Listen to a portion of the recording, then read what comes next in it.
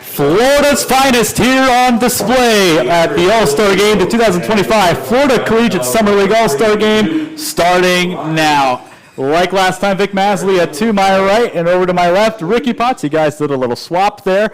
So glad to have you guys back in the booth.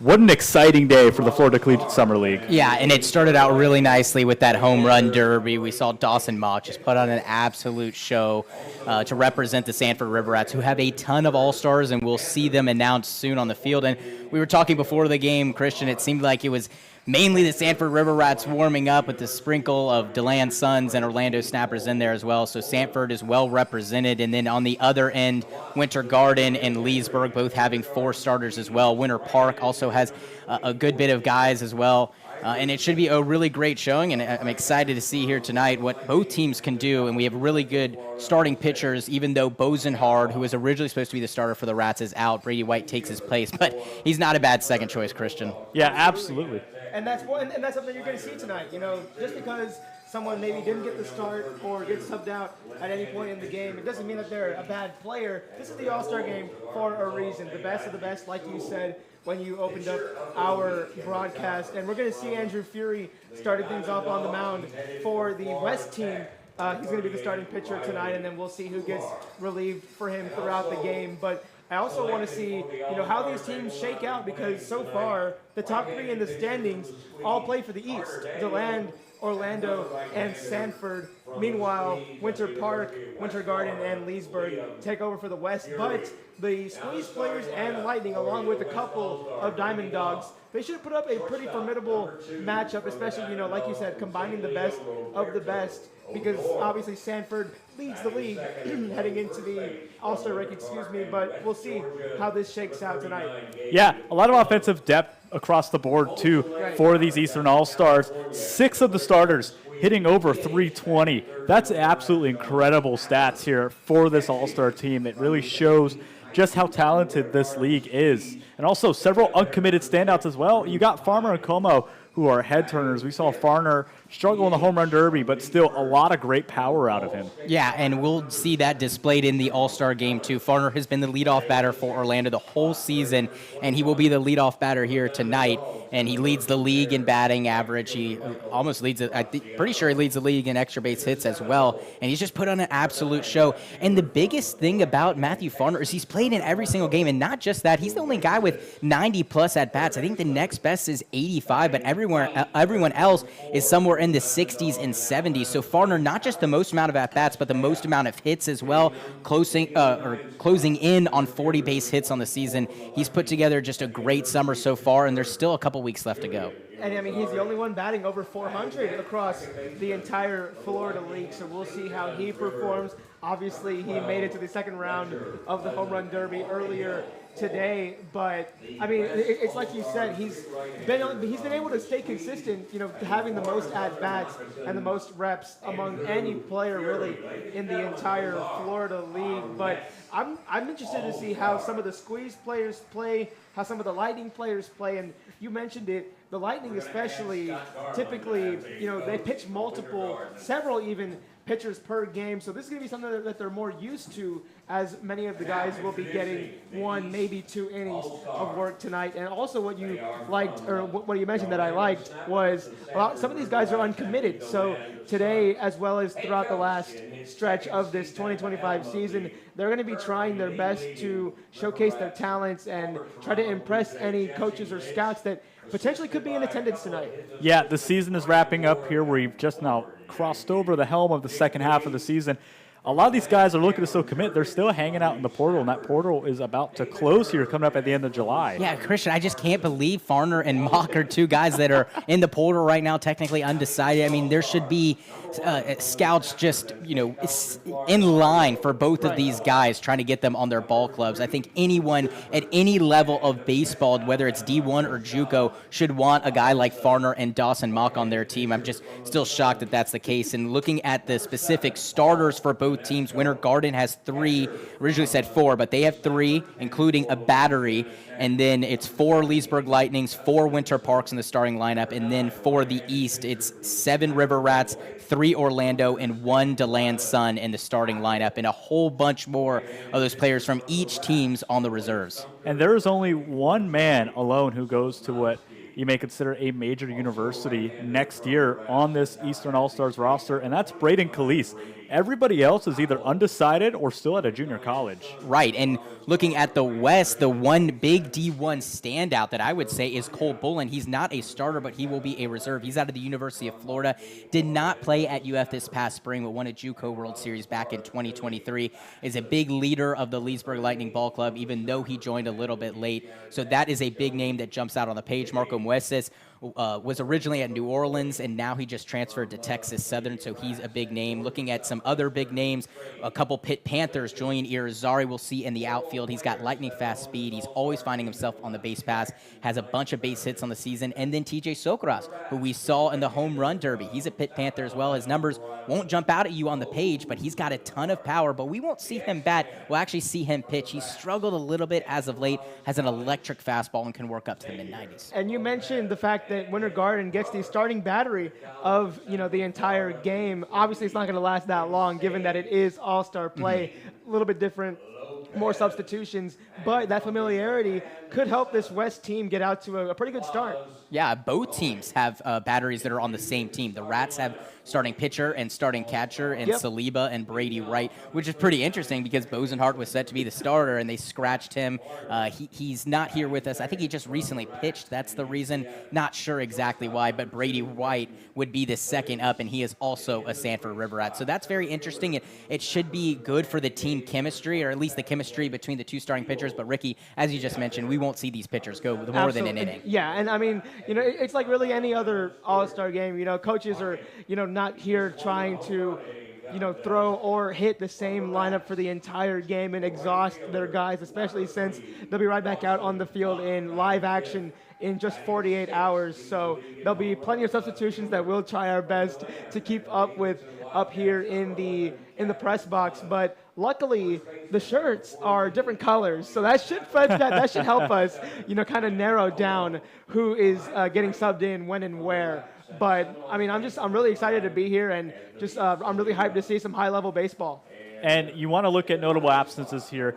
River Rats have a lot of all-stars, but it is to note Dawson Harmon elected for the draft, so he is out today. Xavier Lopez, unfortunately, a hip injury, is out indefinitely coming up on the playoffs. And Rylan Bosenhard, like you said, pitched recently. He is also out here for the Rats. So although it is a very concentrated River Rats roster, it's almost the bulk of the Rats roster, we will not see a couple of the heavier hitters. Yeah, and it's just crazy to me that we're missing 3 guys at least from the River Rats team, and they still have a ton of all-stars out there, and they deserve it. I mean, 20-2 record, a 17-game win streak that was snapped recently by the Lightning. The team has just been amazing. And while we do that, we will step away from the national anthem.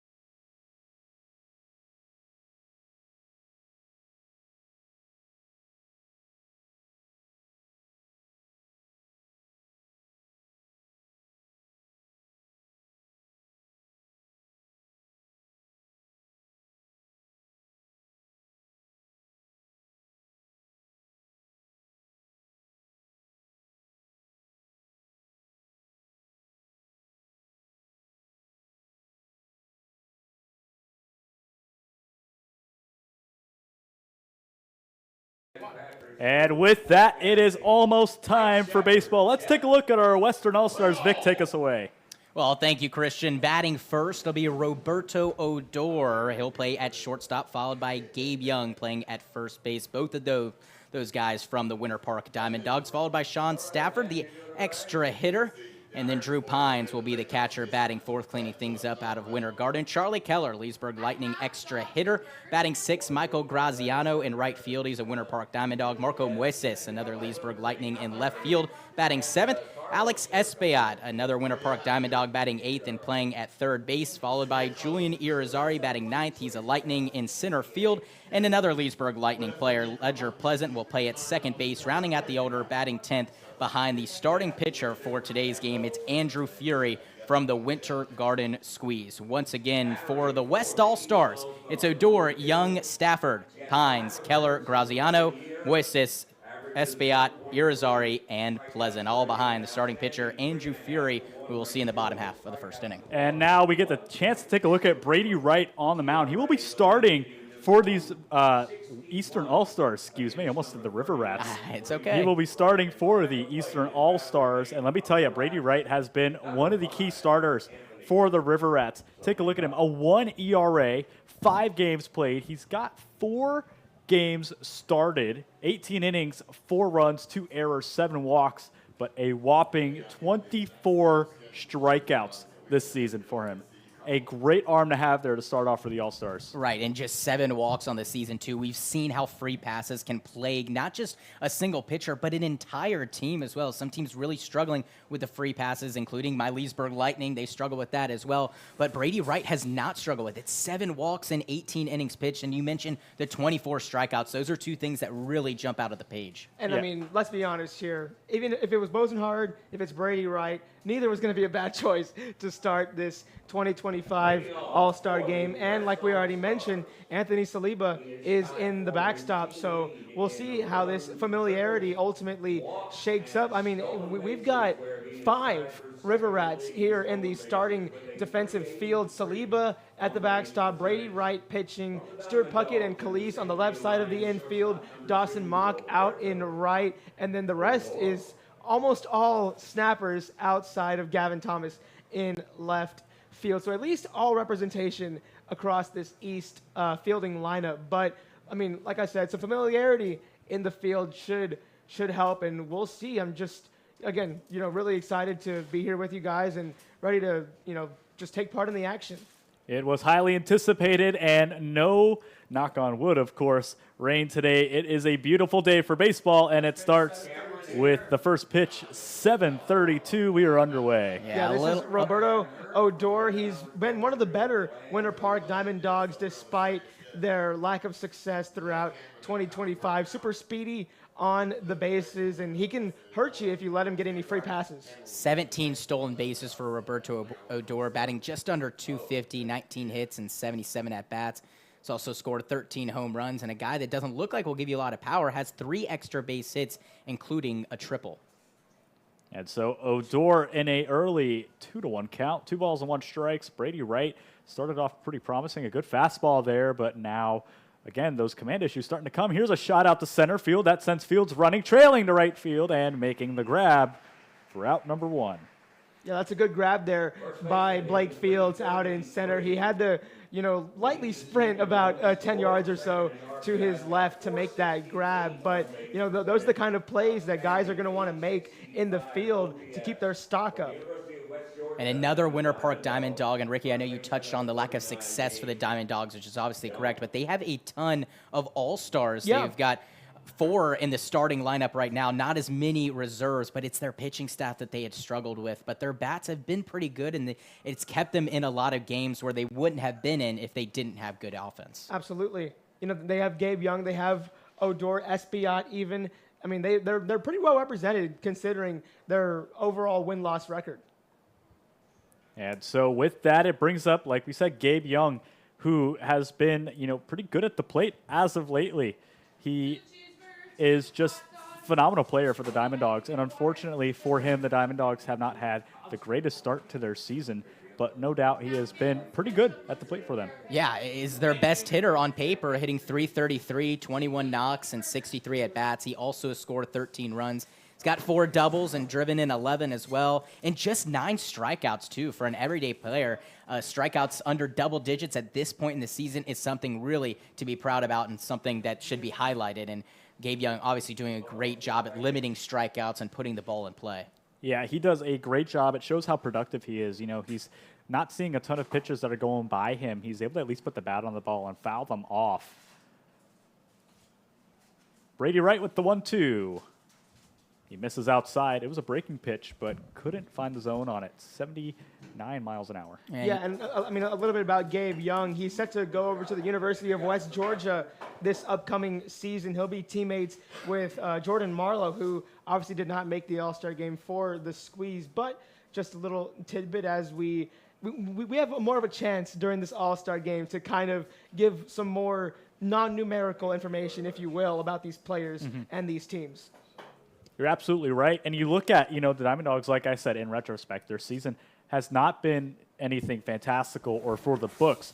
However, the All-Star game does give us a chance to really showcase the talent that they do have on their roster. Yeah, and I mean, like I said earlier, just because, they may be dead last as far as win-loss record goes, it does not mean that these individual players, are represented by that record. They have some monster talent.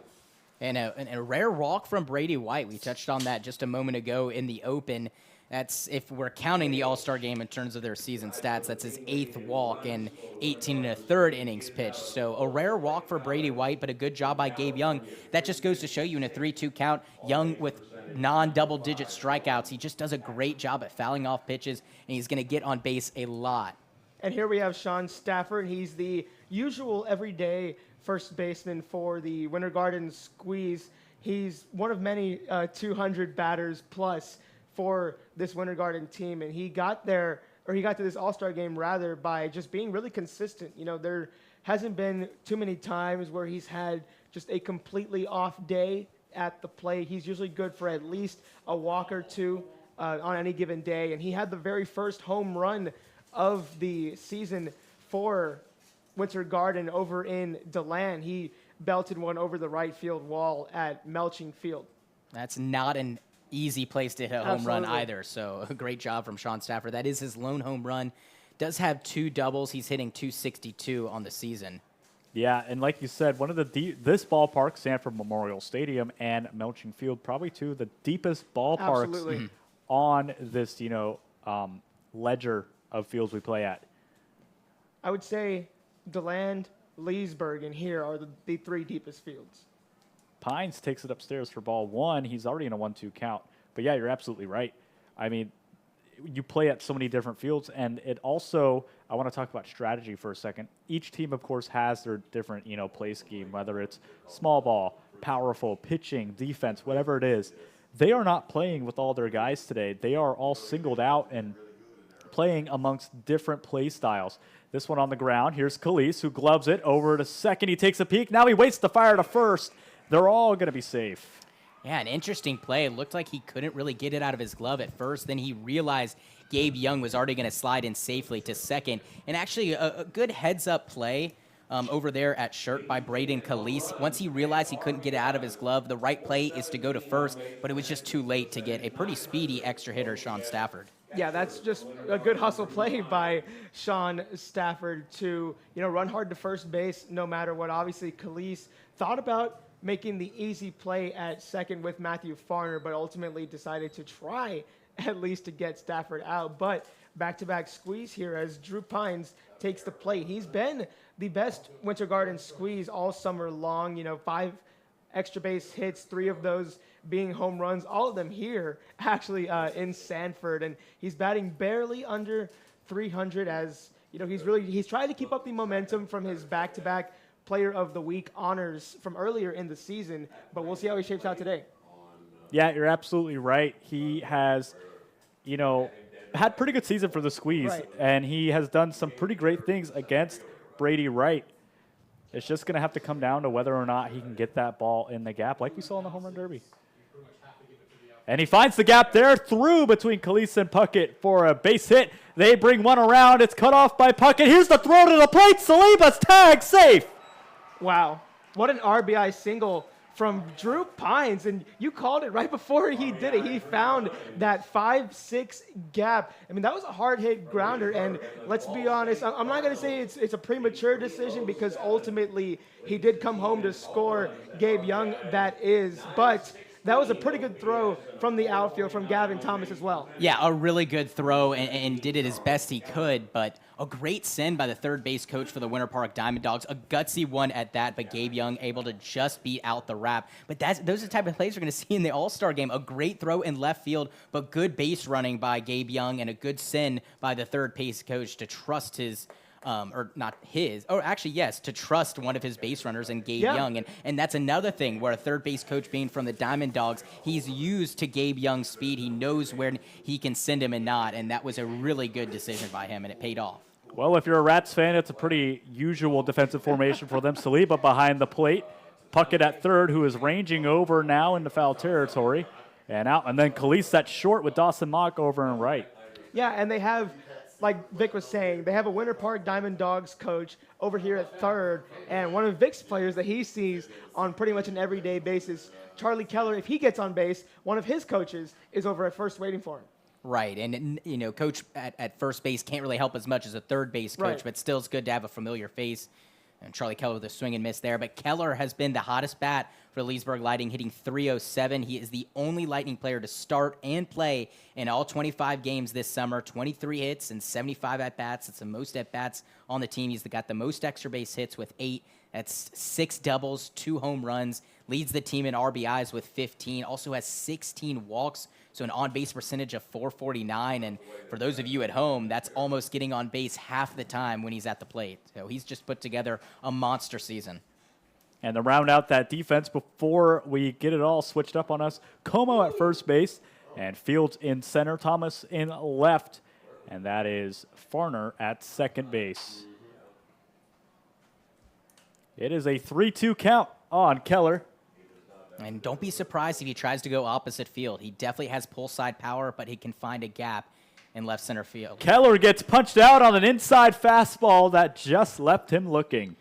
Only the second out here of this first inning, as obviously because we've compiled the league's best of the 2025 season, I'm sure it's going to take a plethora of batters to get through some of these innings. And so now it's Graziano, who, again, for the Diamond Dogs, has been a great bat for them. Outside of their season, he has been offensively pretty good for them. He faces right for the second time this season as the runner takes off. He goes down the third, the tag, they got him! Wow, what a throw by Saliba. That was on his knees. It looked so casual, and a great job by Stuart Puckett at third base there to receive the ball. He had to range towards third once he knew Saliba was going to be up and throwing, but he wasn't even up and throwing. He just threw the ball on his knees. A great job by Saliba, and we are really seeing some all-star level plays. And Stafford tried to slide underneath the throw as much as he possibly could, but ultimately, like you said, just great reactionary skills from the familiar faces of the River Rats, as they have plenty here in this All-Star game. Saliba says, see you later to the runner at third base, and we will step aside. The Eastern All-Stars coming up in just a moment.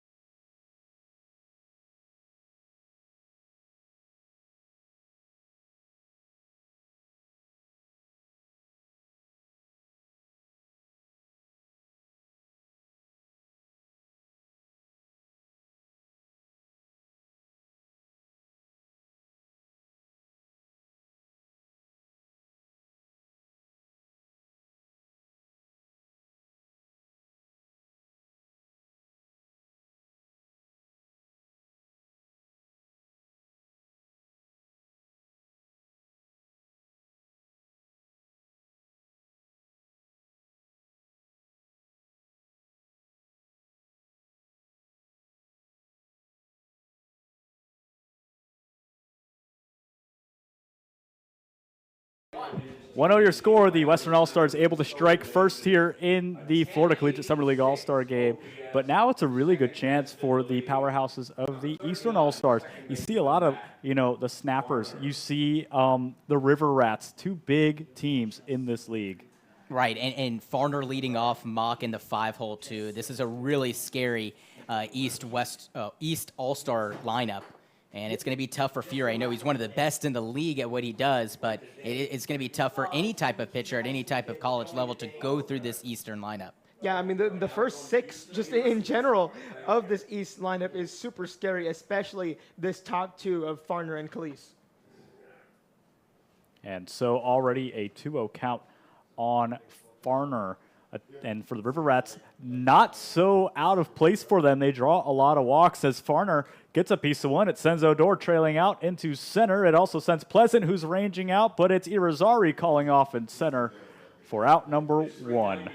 Yeah, great communication there by the Leesburg Lightning teammates, Irizarry and Pleasant. Pleasant wanted it, but ultimately Irizarry said, I've got the better look. Let me handle this. And he gets out one of the best bats, if not the best bat, in the entire Florida League, Matthew Farner.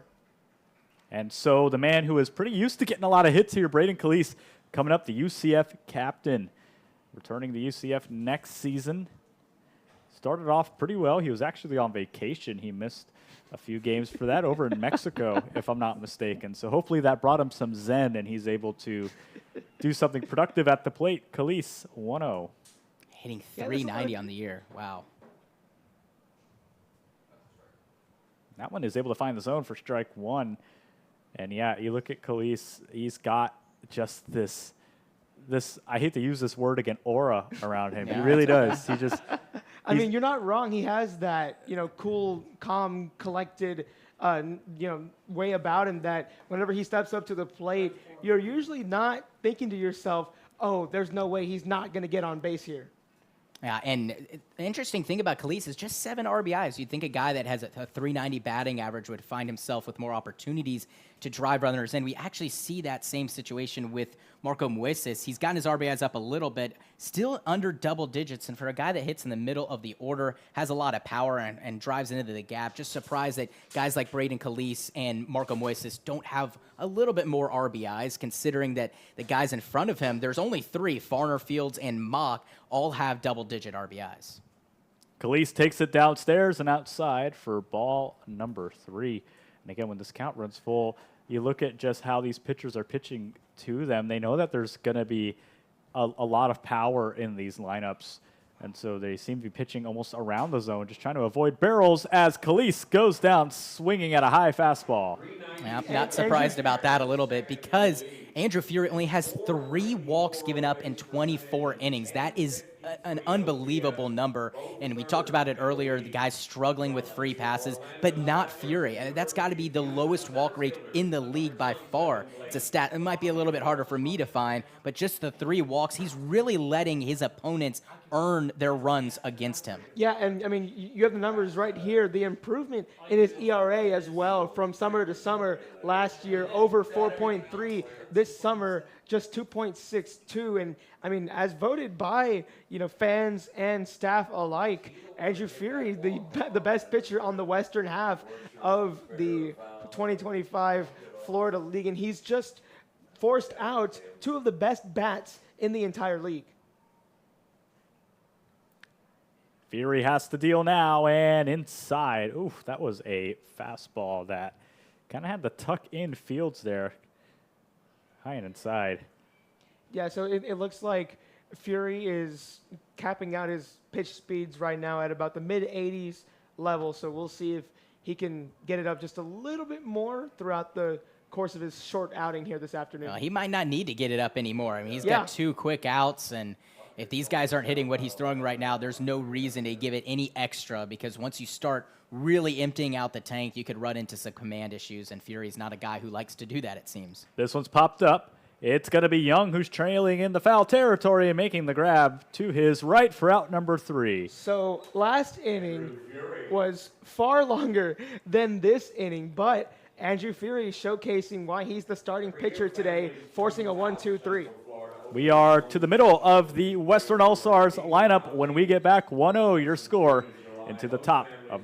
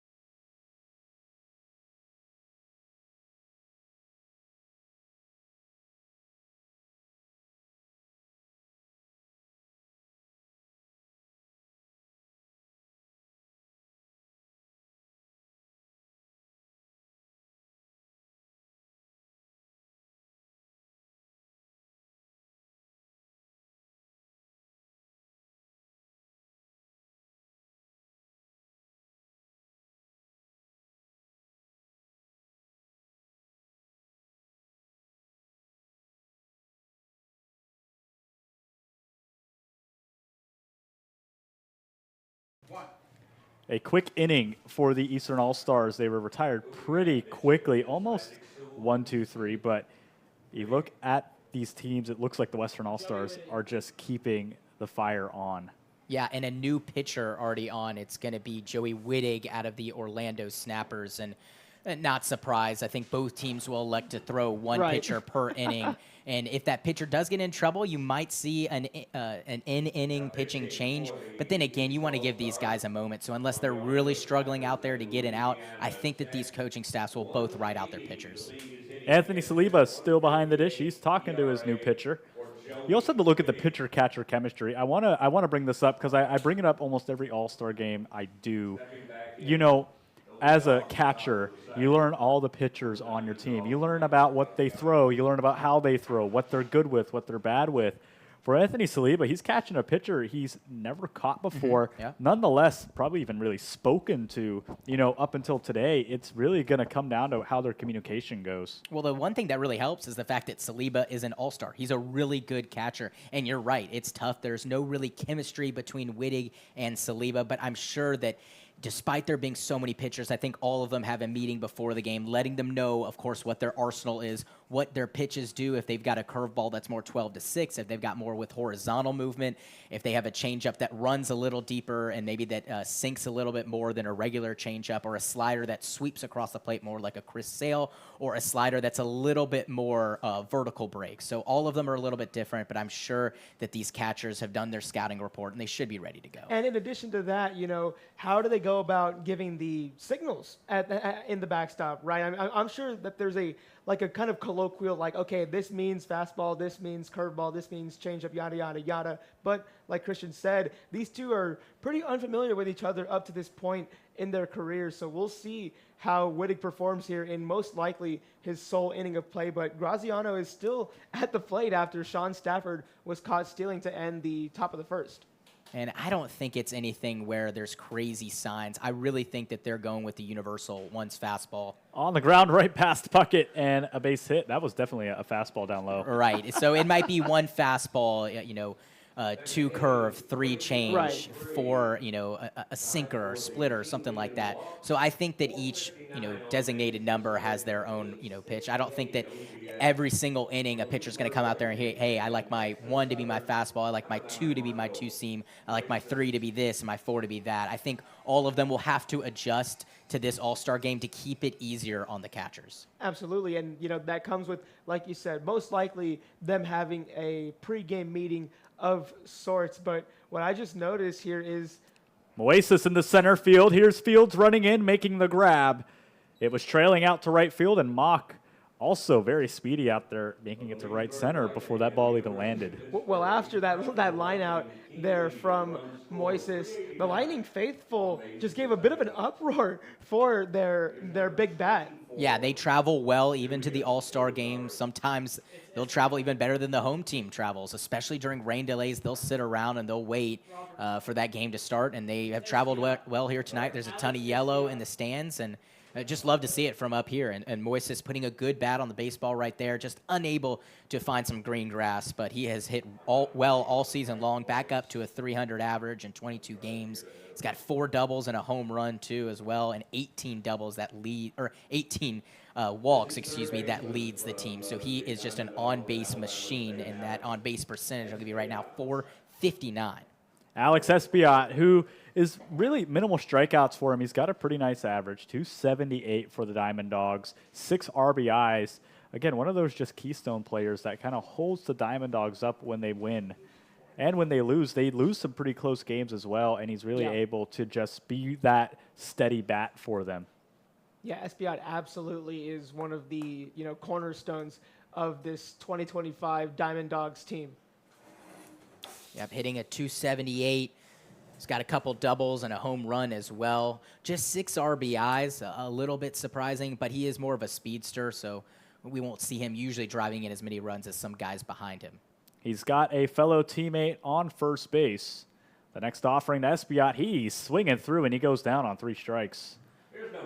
Hey, strikeouts never what you want to see from the bats. Of course, a great job by Joey Wittig to get it. But in this All-Star game, you love to see the swinging strikeouts because the pitcher overpowering the hitter. But on the other end, the hitter at least giving it a valiant effort, at least wanting to get out in this All-Star game and hit the ball. The other looking K to Charlie Keller.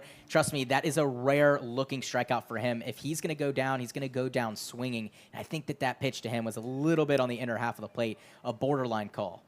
Runner goes. The swing from Irizarry is no good. The throw down to Calise is also no good. They're all safe. Yeah, that was pretty, somewhat easy for Michael Graziano as he slides into second there. But you mentioned it. We'll see how the different parts of the lineup and maybe even the later substitutions that we'll likely see later in the game, come to affect, like you said, some of those RBI numbers. And Julian Irizarry, average has gone down a little bit, still 20 hits, 75 at-bats. He scored a team-leading 19 runs, so he's just always finding himself on the base pass. That's partially because he's got 15 walks and a 389 on-base percentage. He's also driven in 12 runs, guys, which is really a great number considering for the most part of the season he's batted at the top of the order. So there's been a lot of guys in the bottom order that have gotten on, and he's gotten them around and in. So 12 RBIs for a guy that's batted leadoff a bunch and that bats somewhere around in the 2-hole when he doesn't bat leadoff is just a great sign. And now batting in the bottom of the order for the Leesburg Lightning, he has even more of an opportunity to drive in more runs. And you have to, typically get in scoring position if you want to score those 19 runs. That one finds the outside corner of the zone for a strike. It makes the count 2-1 on Irizarry. 2-2, my apologies.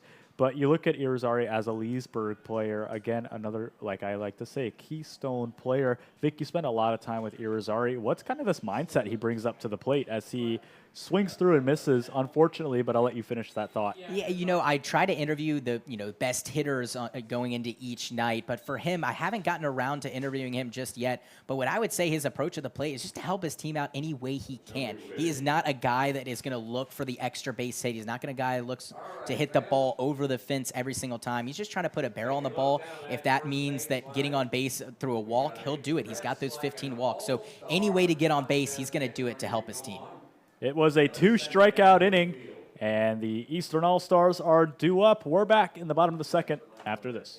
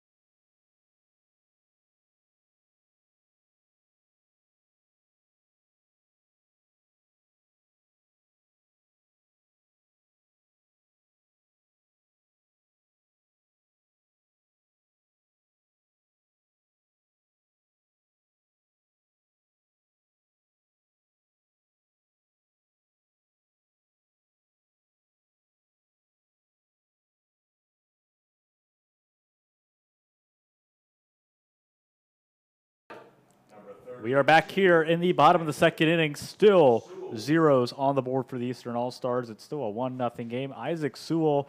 Ricky, you spent a lot of time with the squeeze. Let's talk about Sewell here. Yeah, Isaac Sewell has been, one of, if not the best arm, but obviously Fury was voted the starter for a reason. Andrew has been a little bit more consistent with, keeping walks at a minimum, keeping runs at a minimum as well. Isaac has seen some instances where maybe giving up some early offense from his opponents, but he usually responds very well. He's good to get at least 4 innings per start under his belt whenever he does throw. But Sewell so far this season has pitched a total of 20 innings, 18 hits allowed, 10 runs, 9 of those earned, 10 walks, 29 strikeouts, good for second amongst all Fcsl pitchers this season. So we know he has that strikeout potential.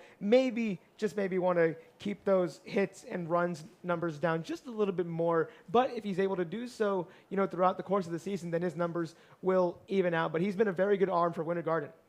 Stuart Puckett to lead off this inning. One of the power bats for the River Rats. He's going to be followed by Dawson Mock, who is the Home Run Derby champion this year. And you have to think he's warmed up now. He might be able to get a piece of one if he finds a pitch he likes. Yeah. I would think so. And it doesn't even matter that there's a different pitcher out there. It seems like it doesn't matter which arm is out there for Dawson Mock. He is going to put up a good at-bat every single time, day in and day out. It's an off-balance swing for Puckett as he's swinging in the other batter's box. He's just way out front on a off-speed pitch, 71 miles an hour. That pitch came in from Sewell. And it's a really tough lefty-lefty matchup, and Mock will have the same issue when he gets to the plate. Puckett, again, off-balance swing. It gets away from Pines, who fires to first. And they got him. And really quick before I run through Isaac Sewell's best outing of the season as he forces out Puckett right there. I mean, we have back-to-back innings with the familiar battery here because, the Squeeze get 2 pitchers in the first 2 innings while Pines stays in the backstop. But Sewell's best outing of the season came back on June 3rd against the Leesburg Lightning when he went 5 full innings, only allowed 1 earned run, 2 hits, 2 walks, and 6 strikeouts. So he did very well on that day. And like I said, it's been pretty consistent, but just want to, keep that early offense from the opposition at a minimum if he can. Yeah, definitely his best start by far. 3 of his 6 starts, he's allowed just 1 run. Only 2 starts where he's allowed more than 1 run, and one of them was his worst outing where he allowed 4 in 3 2/3 of an inning. But besides that one blemish, he's looked really good.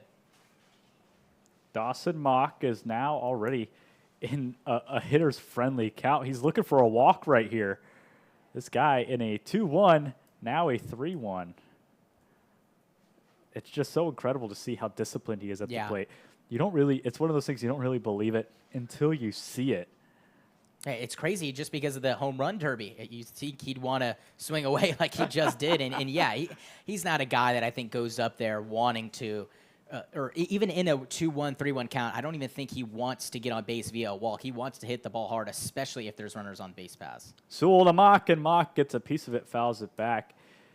Mock is a different type of player. I got the chance to speak with his mom after the home run derby. She was telling me Mock last year was petrified to play in the home run derby. He didn't like the attention. He didn't want to be a part of it. He participated. When he does press interviews, he stares at the ground because he just doesn't like all the publicity on him. And now the entire league is looking at him, and he is comfortable, and you could just see it.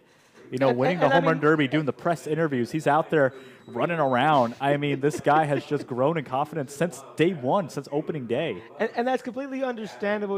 We are media personnel, obviously, so we try to do our job as much as they try to do their job. And, I mean, that's just something that comes with playing baseball at a high level. But just because you're at, this high of a level, it doesn't mean that, all the cameras, all the, faces, autograph requests don't get to you from time to time.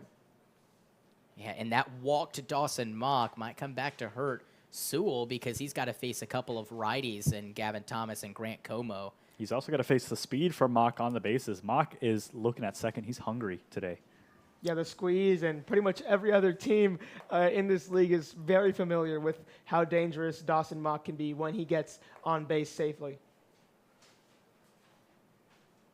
And to have a power bat like Gavin Thomas up right here that can potentially advance Mock. Here's the 1-2. It's on the ground right up to Sewell, who throws a second for one. Over the first. It's a double play. Wow. Right back at you, says Thomas. Wow, what a 1-6-3. A great double play to end off the bottom of the second inning. Holding the All-Stars still scoreless. TJ French is going to join us in the booth when we come back.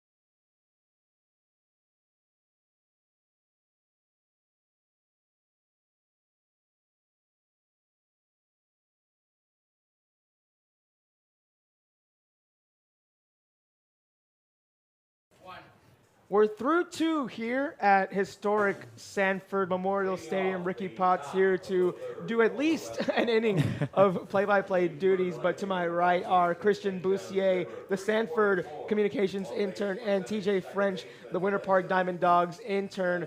TJ, welcome up to the press box, first of all, for the 2025 All-Star Game. But really quick, before we toss it over to you for your thoughts so far and just, how the day has gone and what you're looking forward to. This one grounded up the middle. Police turns the 4-3 off-foot throw over to first as he gets out. It looks like one of the Leesburg players will have exactly who it is. It looks like number 12, actually Ledger Pleasant.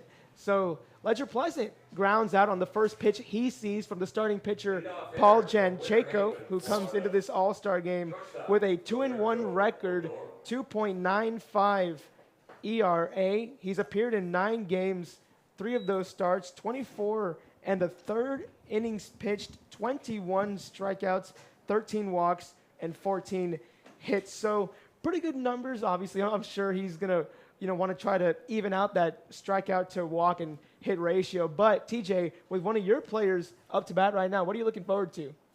Yeah, well, how about a Diamond Dogs player scoring the only run of the game? I think that's pretty cool. But Odor, as he grounds it back to Khalees, and he does it again.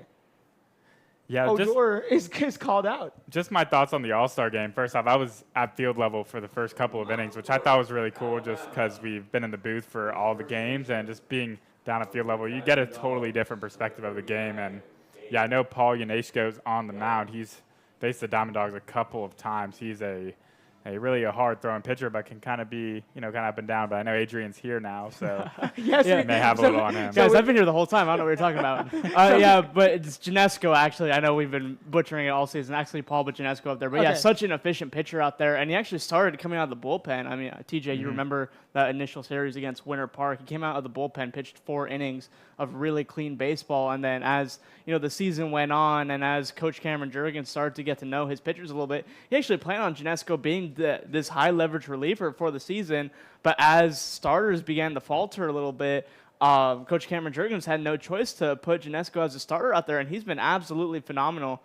He does have, I believe, a loss on his tab, but besides a couple rough outings, he's been pretty solid coming out, really shutting guys down. Again, not really a huge strikeout pitcher, but good stuff to rely on his defense out there. And when you have a defense full of all-stars, I mean, you don't really have to worry about much out there on the mounds. Absolutely. The 0-2 from Janesco goes back to the backstop. And, I mean, you mentioned it. That's something that coaches have had to, kind of figure out throughout the course of the season is, who does best in what positions, who can, who thrives the most in different positions in the order as a pitcher in the field. But before this inning potentially comes to a close, another Winter Park Diamond Dog, arguably the best so far this season, Gabe Young, is at the plate. He watches ball 1 go by. I was talking earlier, TJ, about how he's heading to the University of West Georgia. Yeah, absolutely. So he actually recommitted this season. I remember telling Adrian when we played, this is pretty much the Diamond Dogs' best hitter, and he has been that so far. Swing and a miss there from Young as a 1-2-3 inning is forced by one of the Suns' best arms, Paul Janesco, as he forces 2 6-3s, I should say, and a swinging strikeout. So we'll head to the bottom of the third. The West All-Stars are still up by 1 here in Sanford.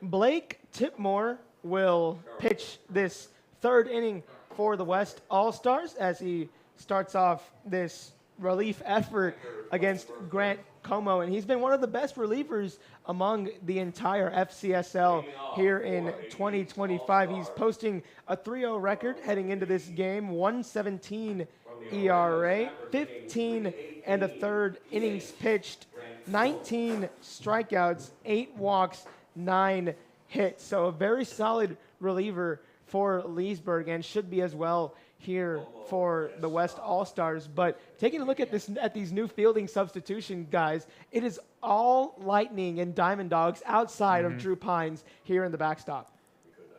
Yeah, and the Diamond Dogs, lucky enough to have, looks like 5 starters out there.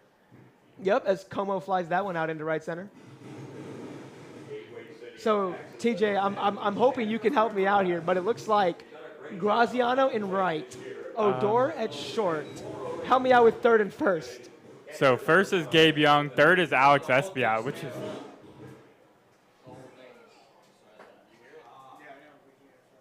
Yeah, so it's Alex Espiat at third, which is weird. He hasn't played much third this summer. But Odor at short, who's kind of mixed and matched everywhere on the infield, played third, short, and second. And then Gabe Young has gotten a lot of reps over at first for the majority of his time with the Diamond Dogs. And it looks like Irizarry is out in center for the Leesburg Lightning as we're trying to work through maybe some PA issues here at Sanford Memorial Stadium. Hopefully it's not completely ruining this broadcast for those of you watching at home, but that one misses low and inside. But I did, Ricky, while I was at the field level, I did see the lineups, and, on the lineups, it does show the subs and when guys will come out. So, I don't have an insane memory, but a couple of these players, a handful of them will play all 9 innings, and then there are a few that will also get substituted, and then the pitchers, I assume as it's been so far, is every guy will get 1 inning. So right. And it's the all-star game. I mean, everything's unpredictable. The 2-2 grounded to Odor, and he turns the 6-3 to his fellow teammate, Gabe Young. Sure, that's got to feel good for him. A lot of ground outs to short. Yeah, I mean, we've seen no less than, I want to say, 4 so far here in this all-star game. But when you have a lot of righties, it's expected. So Odor turns the off-foot 6-3 to Gabe Young. Diamond Dog to Diamond Dog action here in the 2025 Florida League All-Star Game, as that one is called for strike 1 to Michael O'Brien. Adrian, what do we know about him? Yeah, O'Brien's played a variety of roles in the outfield for the Land Suns. Kind of a utility guy when it comes to outfield defensive positioning. Great guy. But a big thing about him is he is the DeLand speedster on that roster. Not starting of the 5 games played a week. He's probably not starting all 5 of them, maybe about 3 or 4. But even then, when the DeLand Suns get close in the game, Coach Cameron Jurgens is not afraid to put in pinch runners and pinch hitters. And every time he gets that chance, it's Michael O'Brien who gets that call, especially when a runner's on base. Coach Cameron Jurgens is really confident in him, able to at least get on. And here's a swing. This is going to be really close, but Tipmore beats out O'Brien to the first base bag. Smart defensive play by Gabe Young, the Winter Park Diamond Dog, to end this bottom of the third. All outs were via ground out, as the West All-Stars still hold this 1-run lead over the East. We'll see if the collection of River Rats, Snappers, and Suns can put some offense together as we head to the middle third of the All-Star game.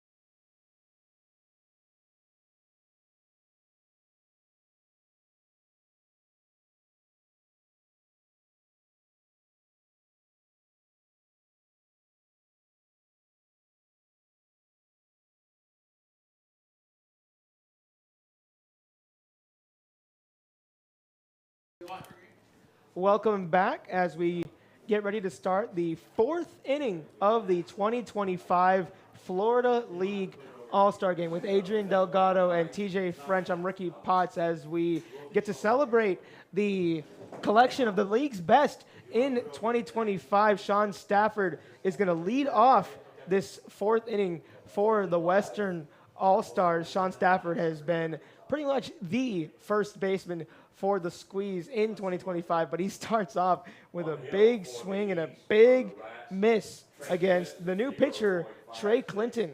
Yeah, I always have fun watching Sean Stafford in my few games over at Horizon. Just a great, great guy. I mean, always seems to manufacture something, especially when he falls behind. Trey Clinton. Stafford hits it opposite field, and it's caught by Michael O'Brien. Yeah, so Trey Clinton has a microscopic ERA on the season. 0.56 and 16 innings pitched, Wow. 13 strikeouts to go along with that. Just giving up 1 earned run.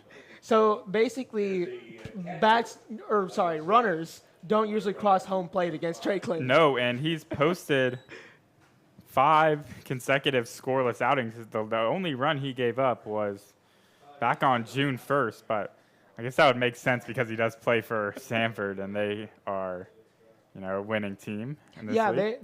They are rolling, to say the least, in 2025. We'll see how the rest of the season shapes out, as well as this All-Star game. Drew Pines returns to the plate for this West team. Pines was voted the starting catcher after posting just above a 290 batting average. Obviously, those 3 home runs. And speaking of those home runs, the wind is blowing in the same direction now as when he did hit those homers. So we'll see if he can take advantage of that. We saw him get a couple, over the left field fence in the home run derby, but we'll see.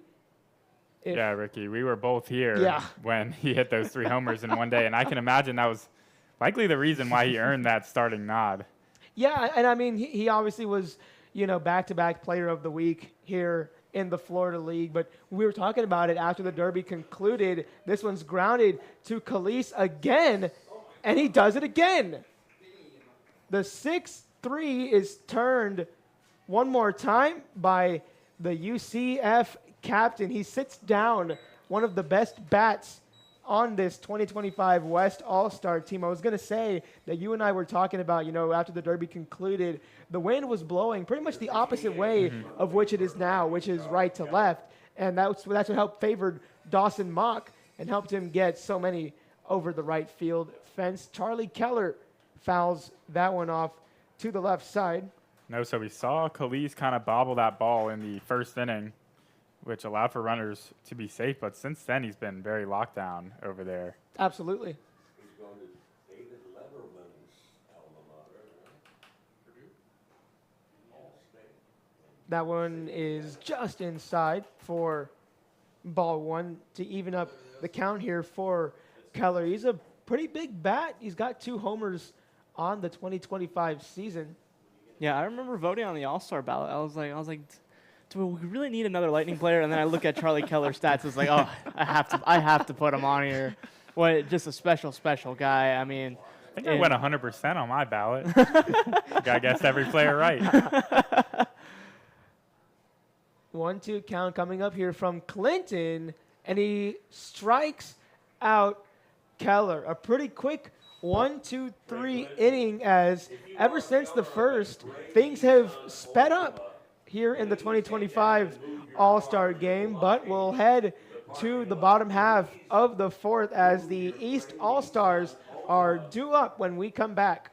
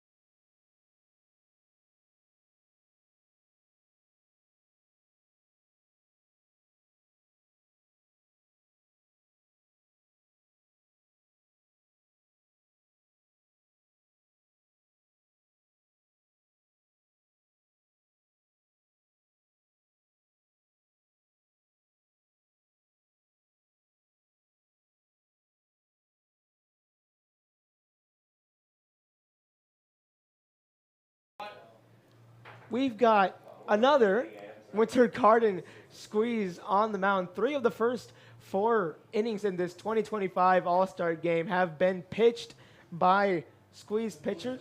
This one is going to be number 24, Jacob Iverson. He's been pretty solid, I would say, in 2025 for head coach Mike McDaniel. But as we were talking about, earlier in the broadcast with Vic and Christian, this is a familiar battery between him and Drew Pines, and Pines has got to catch from 3 of his pitchers as this one's grounded left side, base hit.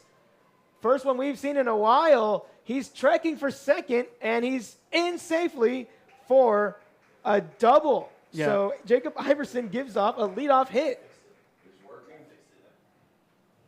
Yeah, that was a good piece of hitting there. Just snuck it in down that left field line. A good effort by Esbiot at third. He did lay out for it. It did kind of tip off his glove, which maybe allowed for the runner to advance to second because it kind of kicked towards that bullpen area and didn't allow the left fielder Moises to collect it. Yeah, so off the bat now, it's going to be Matt Farner, the runner-up in today's home run derby. First time up, he flew out to center field, so we'll see if he has a little bit of better luck, especially with the runner in scoring position here. Yeah, and Farner, excuse me, I keep calling him Farney. I feel like that's Trying to get a little friendly with him, yeah, DJ? Trying to be buddy a with little him? bit. I mean, I'm enamored by this guy. He's at the top of the league in average. He's hitting .402, 25 games played. He has 37 hits, 6 doubles, 2 triples, and 3 homers. My gosh. I mean, if you're talking about front runner for league MVP, I have to imagine Matthew Farner is probably close to the top of that list, if not at the top. Yeah, I mean, at this point, I think, us, because we watch these guys play pretty much every day. I would say Farner, Mock, Farner, Khalees. Mock. Yeah, Blake Fields. yeah, has had a good Fields, year like as well. those are the guys that should be in the front running for MVP. And how about that show he put on in the home run derby? Yeah, Yeah, I before know the second round was a little tougher, but that first round he was hitting some batted right long before shots. Dawson Mock, and we really thought that he held a tight lead, but that lead didn't last too long, but still a great showing. the 2-2 is fouled off hard by Matthew Farner. But really quick, let's take a look at Iverson's numbers so far this summer. 20 1/3 innings pitched in his 6 total appearances, 5 of those being starts, 20 hits, 12 runs, 8 of those earned, 13 walks, 26 strikeouts. So again, another squeeze pitcher that has a lot of strikeouts, but just looking to keep the rest of those numbers down as the count has now run full against the league's leading batter in 2025, Matthew Farner. I will say it's always interesting when watching an all-star game at any level of competition because these are the best of the best from all corners of the league too, as Farner walks right there. But it really, coming into this, it was genuinely the question of, the unstoppable force versus the immovable object against these batters and pitchers. But it's kind of turning into a pitching duel here as, well, of course, the West were able to bring one in the top of the first. But besides that, it's just been absolute shutdown baseball from the pitching staff on both sides. Yeah, 6 straight zeros on both sides. Yeah, and I feel like it was either going to be a pitching duel or the bats were going to get hot. But Khalees grounds that one to Odor. He gets the 6-4, but not the 3 that would have turned the double play. But a good effort by the Winter Park Diamond Dog, Odor, as he kind of slung it around over to the second baseman. Yeah, But and I think Odor's kind of primary position is short, so it's good to have him over there at short. The second baseman is Ledger Pleasant, so he flipped it right onto Pleasant. But yeah, a good play because that runner, it looked like it kind of screened him for a second. And Khalees is racing for second. He'll get there easily, but interestingly enough, he kind of stumbled on his way to second base. I wasn't sure if Pines is going to be able to get a pickoff, but since Iverson was going through his routine and everything, ultimately did not get him. But that means the go-ahead run for the East is now in scoring position. So we'll see if they can keep this momentum going. And both runners on are River Rats, and I think it's an advantage when you have Jesse Litch there at third base laying down signals for the guys maybe trying to start a little something, as of course Jesse has his own signals for his own players, so might lay something down that will catch the East off guard. Yeah, and Blake Fields up now. He's hitting 397. It's pretty close to Varner, that highest clip. Good breaking ball there from Iverson, but it stays out of the zone. So Blake Fields is trying to use his plate discipline to get himself on base and potentially score these 2 River Rats.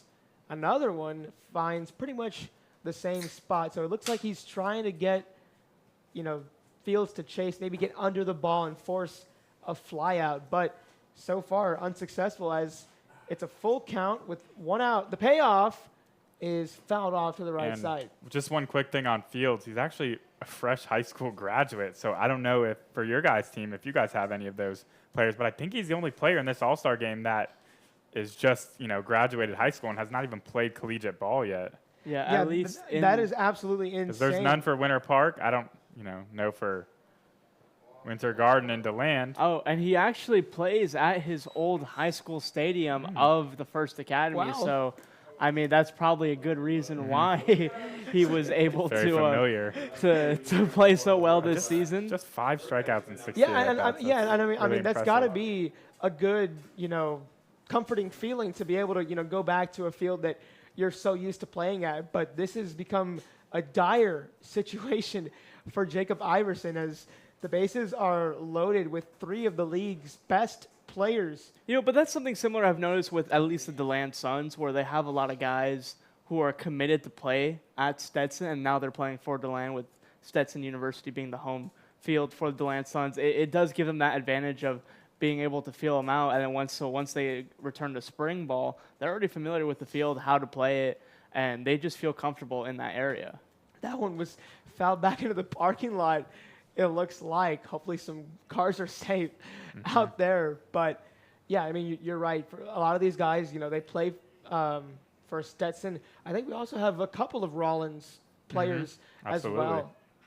This one is hit opposite field. The wind is carrying it way back. And what a catch in left. The run will score. But what a Herculean effort by Marco Moises in left field. That was pretty identical to Odell Beckham Jr. Yeah, that was an Odell. I was trying to find a good comparison to it, and I think you just took it right away from me. But I do respect that. Yeah, that was a great Odell catch. The wind just absolutely making that play way more difficult than it should be without the wind. But Marco Moises reaching back and snagging the ball. The run does score, but he does prevent extra bases from Puckett and keeps Cleese at third base. That would have been disastrous if it were to have gotten down. But Oh, yeah. great play by Moises. Corkscrewed off the bat. It looked like it was going to be pretty routine, but as that ball was traveling, you could tell it wasn't, and he did a nice job of corkscrewing himself around and really just kind of keeping the ball sort of in front of him so he could kind of make that over-the-head catch. Mock fouls that one back, and Fields is racing for second, and another one gets past the battery of Jacob Iverson and Drew Pines. So another 2 runners in scoring position situation for Iverson. Only, there's 2 outs here, so not as much of a bind as that one misses high to even up the count at 1 apiece. But you're right, the ball got up in the air, and instantly the wind just started carrying it, and I wasn't sure if Moises was going to have a chance to make a play for it, but he jumped, extended, fell on his back while making that's got to be the best catch that I've seen this year. Really? Wow. For my money. For my money, man. Yeah, I guess, if it stands out to you that much, it must be, right? Mock walks over to first base. The dangerous Dawson Mock, to say the least, is on the bases once again, but unfortunately, at this moment, he can't steal because there's somebody on second. But I say that because, I've seen some, pretty tough catches, guys running back to the warning track, but they stay on their feet. They catch it, and maybe even if they're sprinting, but to do that, I've seen, I think, the Winter Garden squeezes Michael Thomas make a catch at the right field wall here in Sanford. And, because it was a tough play and you hit the wall. Oh, that was a great yeah. catch. I remember yeah, that one. yeah. Yeah, we were together. That was low-key a home run robbery. Ooh, Thomas fouls that one to the left side. It's a feel like tied ball game, by the way, at 1 apiece for those of you watching at home. But I would say those 2 catches, those got to be my personal nominees that I've seen for catch of the year. I remember he got real banged up that game. Oh, yeah. He Kind of the had to nail in catch the coffin when he made that. That was an outstanding catch. Yeah, Wow. he had to catch his breath a little bit because before that we saw him, I think, like try to dive for a ball, and he had the wind taken out of him when he hit the ground. But luckily he's all good, and he's going to keep playing for the Winter Garden Squeeze as the 2-1 is fouled back by Gavin Thomas. And Yeah. with the bases loaded here, this is not the guy you want on Yeah, on prime play. opportunity for the DeLand son. And I mean, he's just been on an absolute hot streak these past couple of weeks with, of course, 4 homers in his past 5 games, but those 4 home runs coming in the same 4-game span as well, with 2 against Leesburg in victory. And he checks his swing, and he's going to strike out. So not what you want to see from the league leader in home runs with the bases loaded. So Gavin Thomas, one of the biggest bats, the league's leading home run hitter, they say he does go around as Jacob Iverson gets himself out of a bases loaded situation, prevents any more damage from being done. But the East All-Stars tie this thing up at 1. That's going to be it for my time here in the booth. It's been so fun hanging out with you guys. TJ French will take over play-by-play duties for at least the 5th, most likely the 6th as well. When we come back, it's a tied ball game, 1-1.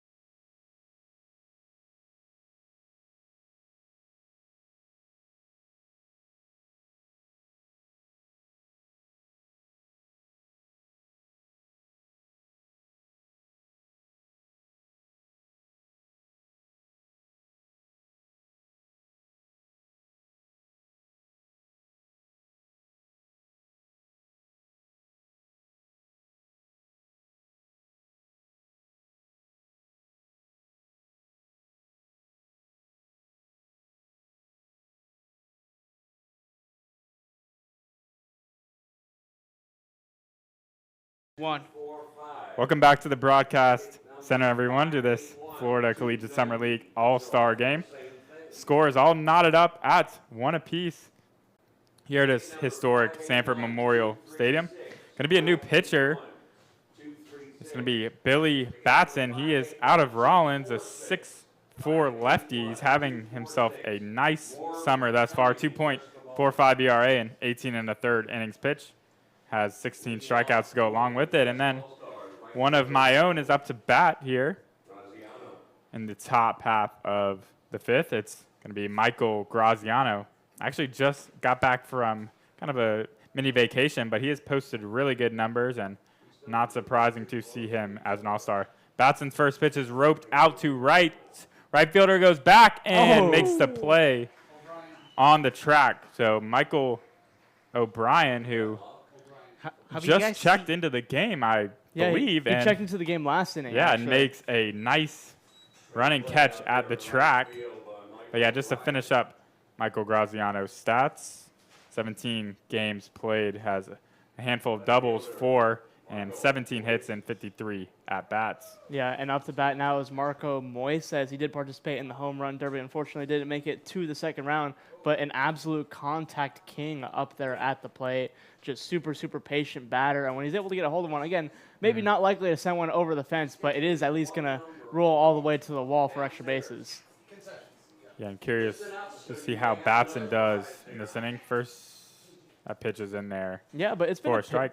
It's been a pitching duel in this All-Star game here. I mean, Just 3 combined hits thus far, only 2 runs. West was able to, or East, excuse me, was able to load the bases last frame, but Gavin Thomas unfortunately struck out on a check swing, so unable to break the game open. But it's been a real close one, and I mean, pitchers on both sides just absolutely showing up and showing out. 1-2 here to Moises.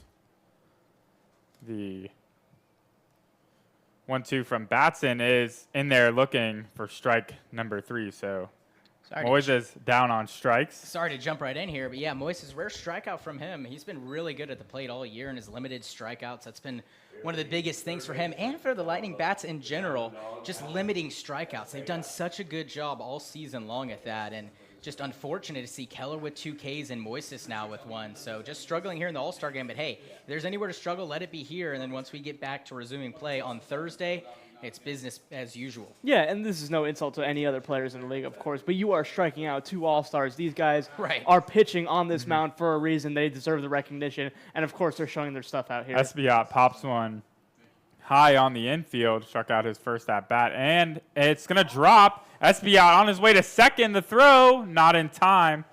So he will be safe at second as Anthony Saliba kind of misplayed that ball. I know I've talked to Vic about this.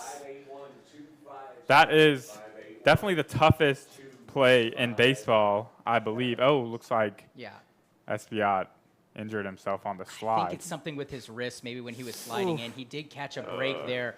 With the ball being dropped, it seemed like no one on the infield really saw the ball well, and that went for all 3 of them converging onto each other, and it's never good when the backstop is making a grab close to the pitcher's mound. It should have been anyone in the infield to make that play, and Esbiot got bailed out after a bad throw from the backstop. Yeah, but we do hope everything's okay with him, as, again, this is an all-star game. At the end of the day, this is just for fun. But, I mean, he was absolutely hustling towards second base, so it was still good to see an effort from him, yeah, but never good to see an injury I there. certainly hoped that Esbiot's okay. I've been, lucky enough to follow him throughout the summer. Just a real bright spot of a guy, is always high morale, and you hate to see that from Esbiot.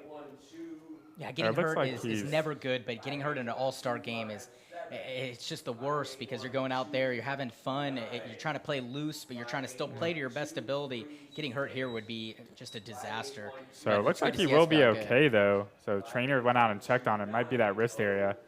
I'll certainly try to ask him following the game, but for the West, it's a runner in scoring position now. There's 2 outs in the inning, and Julian Irizarry is now batting. And, I mean, besides, the bases loaded situation last inning has been a hot commodity this game for runners and for opportunities with runners in scoring position. But then again, you have 2 outs in the inning already. So we'll see if they're able to do anything with this. So see if Batson can get out of it.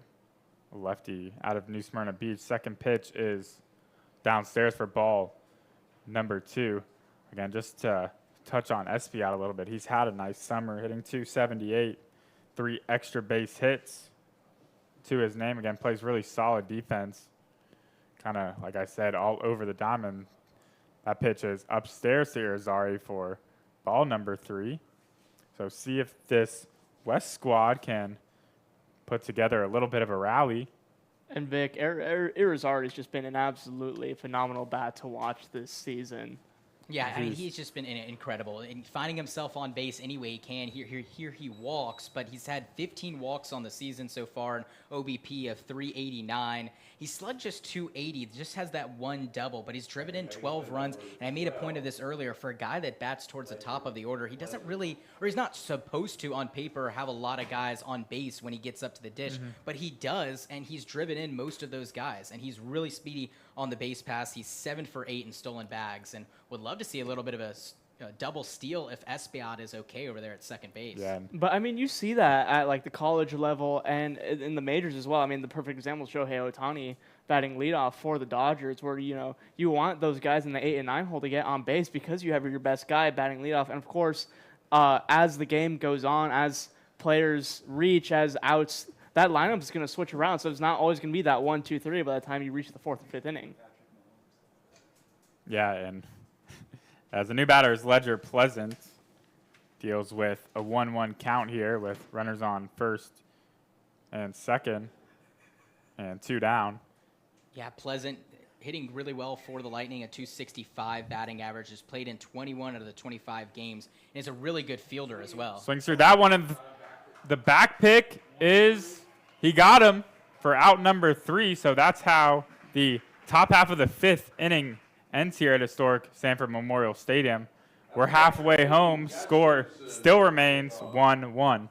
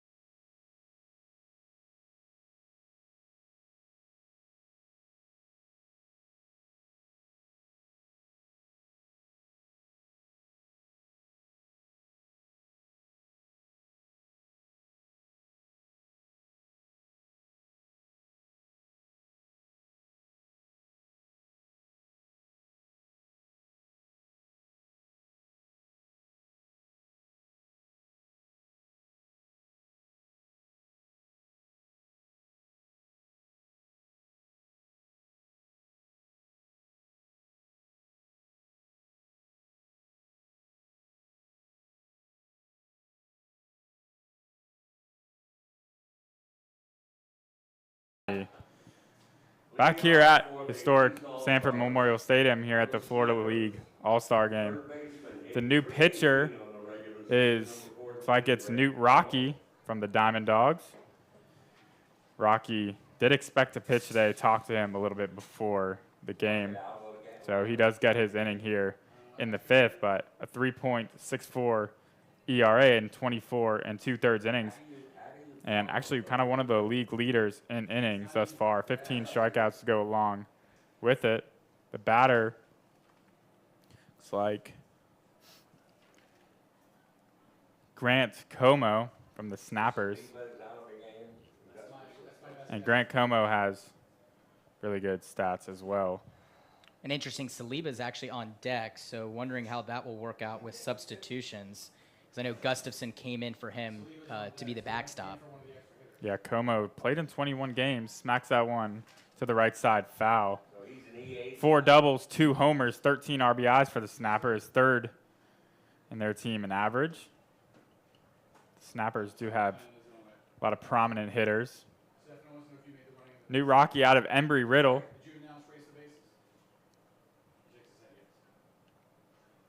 And Como swings through that one. Yeah, very aggressive at the plate for Como right now. Against Newt Rocky. Newt Rocky's no stranger to the Sanford mound. We saw him pitch in a series against Winter Park just a little bit ago. He seems very comfortable on the mound.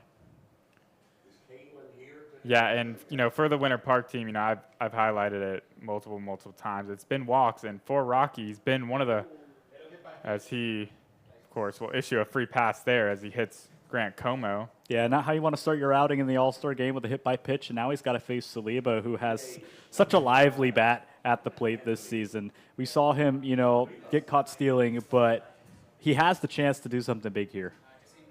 Yeah, and really, when there's an All-Star game, there's no holes in this lineup. So 1 through 10, it's going to be tough, and giving up a hit by pitch, any sort of leadoff batter getting on, it means that the new Rocky has to work backwards from this, and it's going to be tough because once you give off that leadoff runner, it seems like it's blood in the water for whoever's at the plate after him, and the guys on deck too are just looking to drive in runs in a 1-1 ball game. It's so crucial to keep runners off the base pass. And Newt Rocky was actually an all-star returner. Played for the West All-Stars last summer as well. But no, as you mentioned, Christian, no stranger to this Sanford mound. Pitched here just a couple of days ago, pitched a scoreless inning. 5-2 loss for Winter Park. But also pitched here back on June 23rd. That was a much better outing. 5 innings, gave up no runs. Not a big lead over there at first base either. The runner is pretty shy, just kind of shuffling off the bag. He has to dive back. It looked like a pretty generous lead after you said that. Yeah, it looks Right like when he you said shifted it. over a couple more feet, and then that's when he was almost caught and picked off there. But yeah, you're right. He starts close, and then as the pitcher comes set, he really gets off the bag, and there he goes. He takes off. Throw is going to get into center field. He's going to try to go to third, but retreat. Yeah, and that was Smart move there. a really strong throw by Drew Pines, and if that is on the money, they should have an out at second base. Grant Como is pretty fast, but you have to remember he is a first baseman, so not the fastest guy on his team and not the fastest all-star in general, and Drew Pines has got a great arm at second base. If that is more on line to second, he's probably going to be out, which would have been huge. So 3-1 from Rocky is outside, so it'd be a walk for Saliba and 2 free passes here in this inning for the East All-Stars, looking to potentially take the lead. And now that we're heading out of the 5th inning after this inning is over, we'll start to see more subs coming in. I think we'll see some catchers getting, repositioned to other play, or Drew Pines will probably get taken out for Cole Bullen. We already saw Gustafson come in for Saliba. We'll probably see some infielders get subbed out as well as some outfielders as well. But remember, there's just one infielder, one outfielder, and then a catcher on the reserves. So there's a lot more pitchers on the reserves than there are infielders and outfielders. So you really won't see a lot of things change, maybe just one guy at third. The new batter is Michael O'Brien, and the count is 0-2 to O'Brien. But no, you're exactly right, Vic, and I don't know if you heard me, but I was down at the field level and did get a chance to look at the lineup, and you're exactly right. That 6th inning is the substitution inning, so at least I know for the West there will be a couple of subs come the next half inning. I also was at the field after, and I talked to Reed Snyder, who's now over there at third base, and this is about right. He said he'd come in the 5th inning, so this is his first inning at third base. One of the the only infield reserve for both teams. There's just one infield, one outfielder, so he takes over for Espiat at third base, and everything else remains the same for now. And that's good because Espiat did, as O'Brien kind of swords, and he's going to go down on strikes for out number 1 because Espiat did appear to hurt his wrist in the last half inning, so a good chance for him to get off his feet and sit this one out. Yeah, he looked like, he took a swing. I think he kind of caught one off, maybe the handle. That wrist, starts to sting after a little bit when you're taking foul balls like that, especially with how hard hit they were. I don't think it's anything to truly be concerned about, but the guy, Daniel Spiker, knows that feeling. First pitch swinging, and it's hit out to center. Irizarry camps under and fires over to third, but that'll be out number 2. So after issuing 2 free passes, Rocky is able to get the next 2 batters out. And now it's just 1 out, a way of getting out of this 5th inning. Yeah, 2 away, and it's still a great chance to break this game open. 2 on, 2 away for, the Orlando Snappers hitter. That is Farner. Yeah, you look at this hitter, guy, likely. He's all around just a great, well-rounded baseball player. Saw him in the home run derby. He has a chance to do something here. First pitch from Rocky is outside. Yep, and that's an all-star grab by Drew Pines. Yeah, good Really slide. good job. It was an off-speed pitch away. Looked like a sweeping slider, and Drew Pines stuck with it. And he's actually able to glove it, not just block it up. But that's really the only thing you can do. You can't really block up a ball like that. You have to kind of snag it. That ball's roped into center field, and the runner will come around. The throw is not going to be in time. So the East takes a 2-1 lead thanks to who else but Matt Farner. And you saw Anthony Saliba really hightailing it around second. He had to catch himself. He slid down and kind of tripped up. Luckily, was not thrown out. And yeah, this game has flipped upside down into the hands of the East All-Stars now. Yeah, consecutive innings with a run for the East, so maybe starting to wake up the bats a little bit. But yeah, just overall a great piece of hitting there by Farner. Just works the ball the other way, dumps it into center over the second baseman's head. And that is a bad, bad man up to the plate. Braden Calise. First pitch from Rocky is in there for strike number 1. So yeah, after Rocky allowed the first 2 runners to reach and then retired the next 2, gives up a RBI single to Farner. And even though there's 2 outs, still not out of the woods yet. I just said it, but you got 10 batters that are really good at what they do. So there's not really a hole in this lineup at all. And for Newt Rocky's really got to lock in and treat this like a 2-out situation with the best player on any given team up at the plate right now. Calise is one of them for the Sanford River Rats, but all of these guys are some of the best players on their teams. That pitch is upstairs. Yeah, Calise is doing a good job at working this count. He's got some great discipline. He is as smooth at the plate as he is in the infield. I know you guys, we all collectively have seen some great plays from Braden Calise tonight. But let me tell you, when his bat is as smooth as he is, it is really magical for Calise. Yeah, I mean, he's been great. And on the field, too, he's had a couple putouts. And he's really a sure-handed glove, and it's even better when you're a great hitter that you can also field just as good too. And that's just, it's got to make Coach Litch just feel really good about, being comfortable going the rest of the way forward. You got a go-to middle infielder in Calise, and I'm sure can play second base just as well, if not even better. We've seen him at third base. I think we saw him at second base. He kind of bounced around with Spiker. At the beginning of the season, they switched up. Spiker would go to second, and then he'd go to short. Calise would start at short, go to second. And now they found a pretty good infield where you got Puckett at third, Calise at short, Spiker at second. It's really kind of that lockdown method there. Yeah, and Fouled off by Calise, and it's going to be a full count here. Sorry.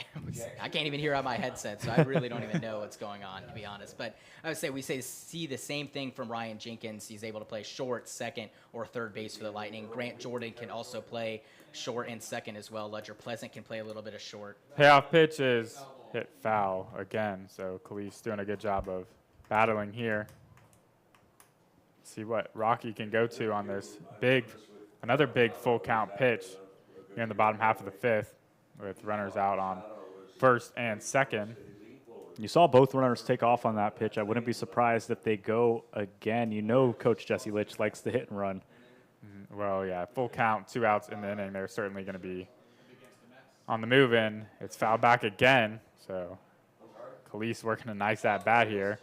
Well, and luckily, we're just seeing these pitchers pitch 1 inning. So for Newt Rocky, at least he can empty out the tank knowing that this is going to be his only inning that he's going to pitch. So you might see him get his fastball up a little bit more in terms of velo just to try to get out of this inning. Or if he throws a nasty breaking ball too, you might see a little bit more spin on it. But it's nice in the All-Star game, pitchers really getting to give it all they have because they know they just got one. Payoff pitch is fouled away by Calise. That one looked a little bit outside, but Calise does a nice job of just getting the barrel out there. And that is 10 pitches this at-bat. This is the 10th pitch coming up. And you have to think, if you are Newt Rocky, you're like, how can I get this guy? See what he chooses to go to here. It's going to be his best pitch for sure. Whatever he's more comfortable with, he's going to go to. Pitch is grounded to Odor, who plays it on the long hop, fires over, and Gabe Young makes a nice pick at first to retire the side. However, the East All-Stars do scratch a run across thanks to an RBI single by Matt Farner. They now lead 2-1 as we head to the top half of the 6th here in the Florida League All-Star game.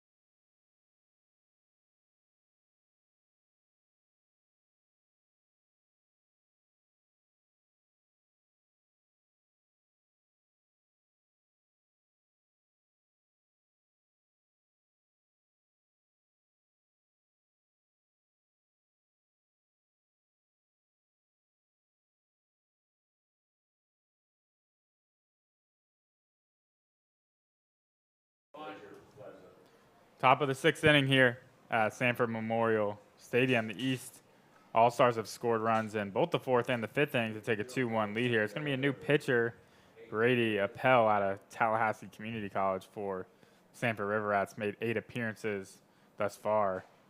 First pitch is swung on and missed. And, yeah, has 15 strikeouts in just 9 innings, so he is coming in there to strike you out. Last appearance was quite a while ago against Winter Park, almost 2.5 weeks ago. Yeah, Brady has been a lockdown closer for the River Rats. He's got 8 games, 4 saves, 9 innings, like you said. He's only walked 3 batters this season, which is on the lower side for this Rats lineup. But Ledger Pleasant, the new batter, see what he can do here. Yeah, his last at-bat got spoiled with that pickoff to Irizarry. And he swords at that one to go down in the count, 1-2. Some lightning out there in the outfield. Looked Yeah, like no, it's I know. pretty far away. It's been going on for I quite think a it's little bit. just heat lightning. It was a little red. You know, I think regular lightning, it's a meteorology lesson for the general public. 1-2 is fouled back. The high voltage lightning that you see, you know, in thunderstorms tends to be that bluish purplish color because it's so hot, whereas the heat lightning, as they call it in Florida, is more of a redder tone, which is because it's in the clouds, so it's interacting with the atmosphere differently. Right. Thank you for that, Christian. And I know Seriously. heat lightning bounces from cloud to cloud Yes. rather than lightning strikes that actually strike the ground. And that's what when they track things here in the Florida League, they're tracking not heat lightning cloud to cloud, but they're tracking actual ground strikes. And we know that 8-mile radius is what we go based off of, with that 30-minute timer once it starts. And what's very fascinating to know is that most lightning actually starts from the ground up. It actually strikes backwards. Right, yeah. That's actually so weird how that happens. Hopefully Ledger Pleasant can have some lightning here with this. 1-2 and it's fouled straight up. Like Farner over there at second, and he comes down with the catch for out number 1. So 1 batter, 1 out for Brady Appel. Yeah, great history lesson. Yeah. Yeah, and it has been going on for quite a while, but again, we hope it is moving further away from Sanford at this moment. The leadoff batter, Roberto Odor, is back up, and finally I can get a chance to talk about this guy for a second. Odor out of St. Leo. It's been a mainstay in the Winter Park lineup all season. He shifted, like I said, all around the infield, but really a high energy player. He shows up to the ballpark with a great smile and, enjoys the game of baseball each and every day, which I truly admire, being around the team and just getting to cover him. It's been a treat, and, just been good to get to know him. But 17 stolen bases this season go along with 14 walks and 13 runs scored. So, yeah, for a Winter Park lineup that, sometimes does have a trouble manufacturing runs, he has been the guy. Hey, TJ, what do you call a neutron that made the major leagues? I'm not sure. A proton. A proton. Wow. Wow. Hey, what do you call a neutron in a salad? A crouton. Crouton. Yep. There it is. Of course. I should have known that one.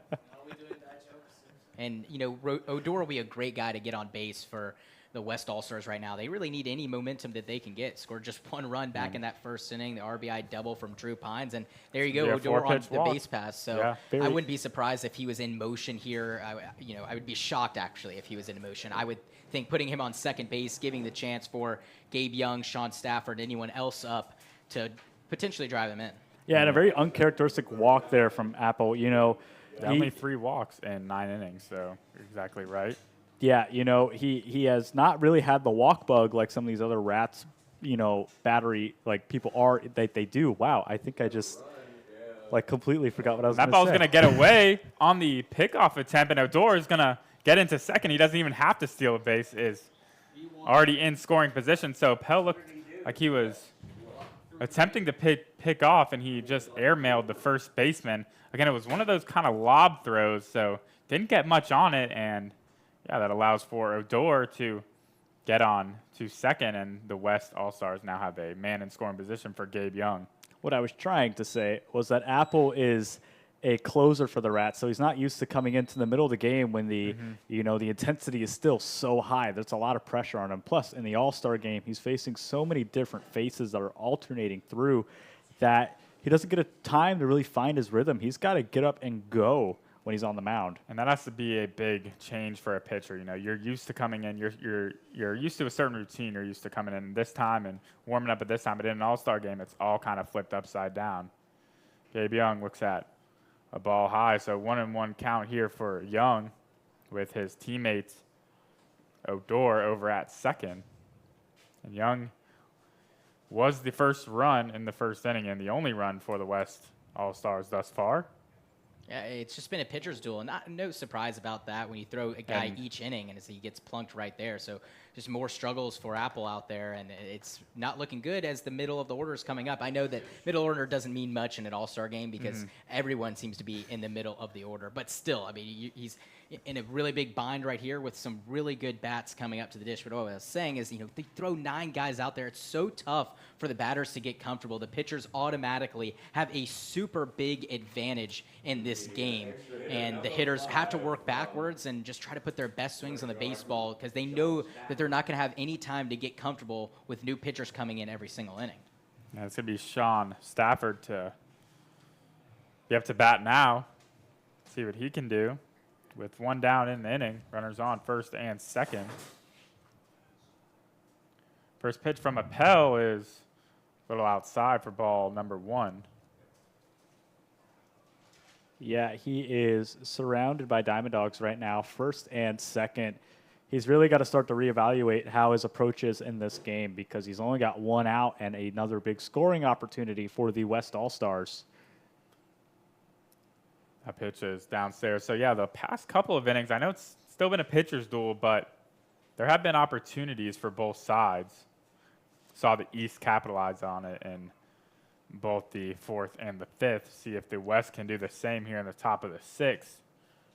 And, again, it's a new pitcher every inning, so, it's hard to have 9 guys have their plus stuff, and that's going to be upstairs. So 3-0 here to Sean Stafford. Yeah, and I don't foresee these pitchers getting taken out middle of the inning. I think that both Coach Litch and Coach Billings will ride their pitchers out. We saw the same thing happen to Iverson as he struggled in his inning, giving up a run. But still, he was able to work out of a jam. And these are the best pitchers in the league. You want them to be able to work out of jams, and you don't want to really disrupt other players if they have to come in the middle of an inning when they were supposed to pitch a full inning in the next one. So I believe that we'll just ride on the righty out here on the mound now, even though just giving up another lock now loads the bases for Cole Bolin, first time in the game, and this is a great opportunity for Bolin to drive in a run here, first at bat, and I'm assuming he's going to be taking over for Pines in the bottom half of the inning, and this will prompt a mound visit. Yeah, so 2 4-pitch walks in the inning for Appel and a hit batter, so 3 free passes issued. And yeah, that will prompt a mound meeting. But yeah, a great opportunity for Bolin, who is checking in the game for the first time. Yeah, Bolin is a tough player. He's only got 16 strikeouts and 46 at-bats. This guy is extremely productive and, like I said, a dangerous situation for Apple here. Yeah, and still hitting just .217. But remember, guys, he didn't play at all at University of Florida. Did not have a single at-bat, despite being with a prolific program, Coach Sullivan's Florida Gators. But hitting .217 this season has really picked it up on the back half. Was a late addition coming from the University of Florida after they went to the NCAA tournament. 10 base knocks and 46 at-bats. He scored 9 runs. He also has a double. Still just 3 RBIs, but he's been a really good backstop, a great defensive catcher, and someone that you really don't want to run on, especially in the later innings here. If the East All-Stars get on base, they really have to be careful against Cole Bolin. Switch hitter here, batting from the left side. I'll walk you through a couple of his splits.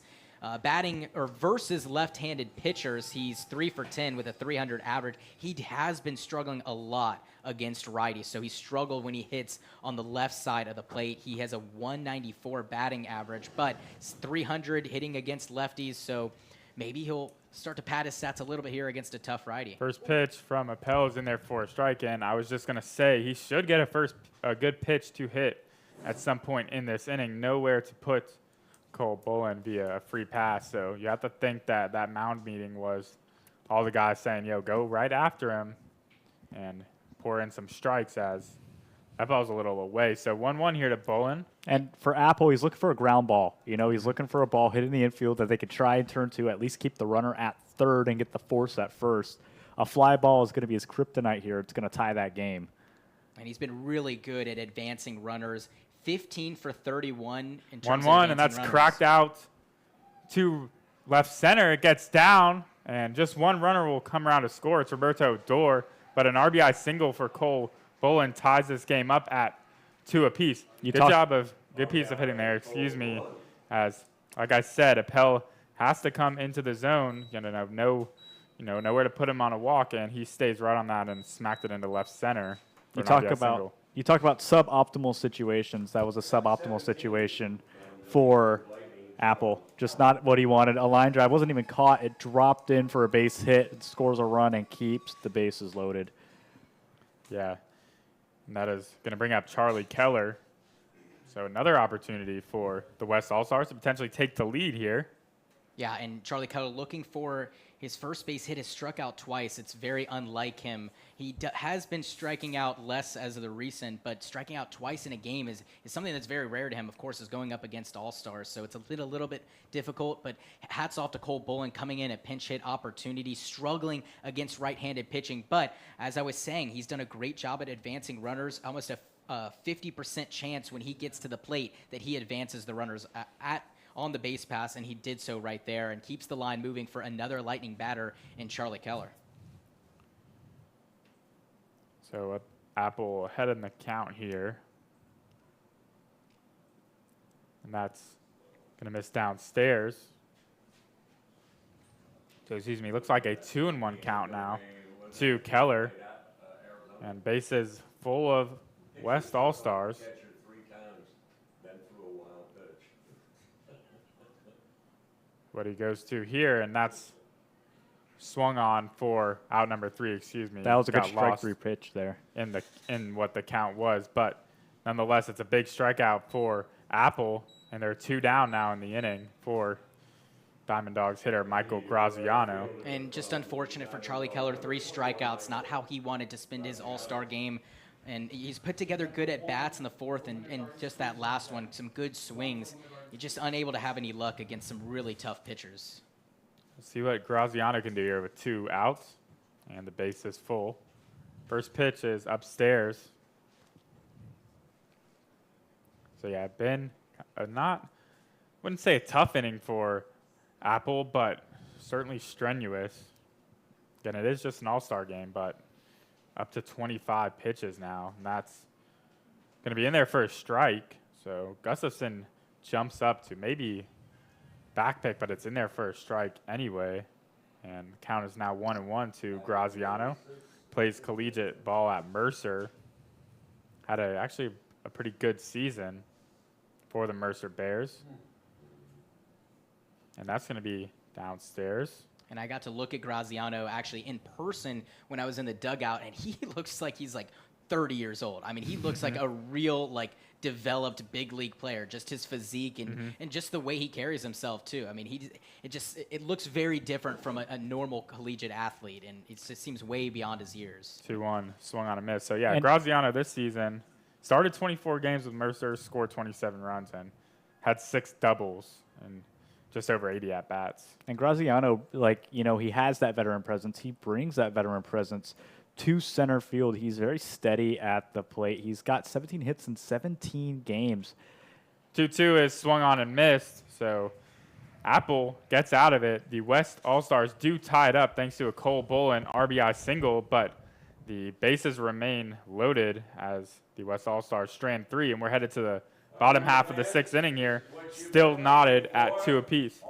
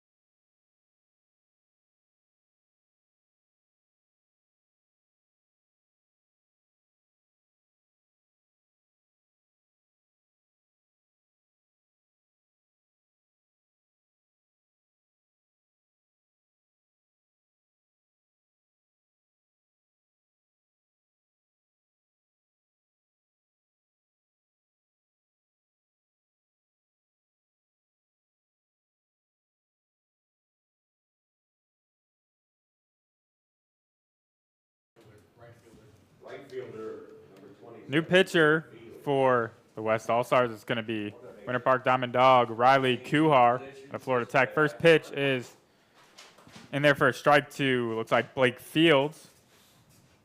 Fields actually recently just committed to Houston, so good for him. And same thing for Riley Kuhar, who Fields grounds one, and that's going to bounce off the third baseman, Reed Snyder.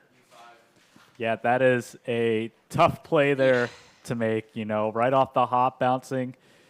Yeah. Yeah, I don't know. You know, that's really tough. It's a tough play to make for the yeah, third baseman. I don't know. I mean, that's one hopper or two hopper out there. It's got a lot of spin too. That's a really tough play to make from a sure-handed glove at third base. I mean, Reed Snyder keeps just about everything in front of him.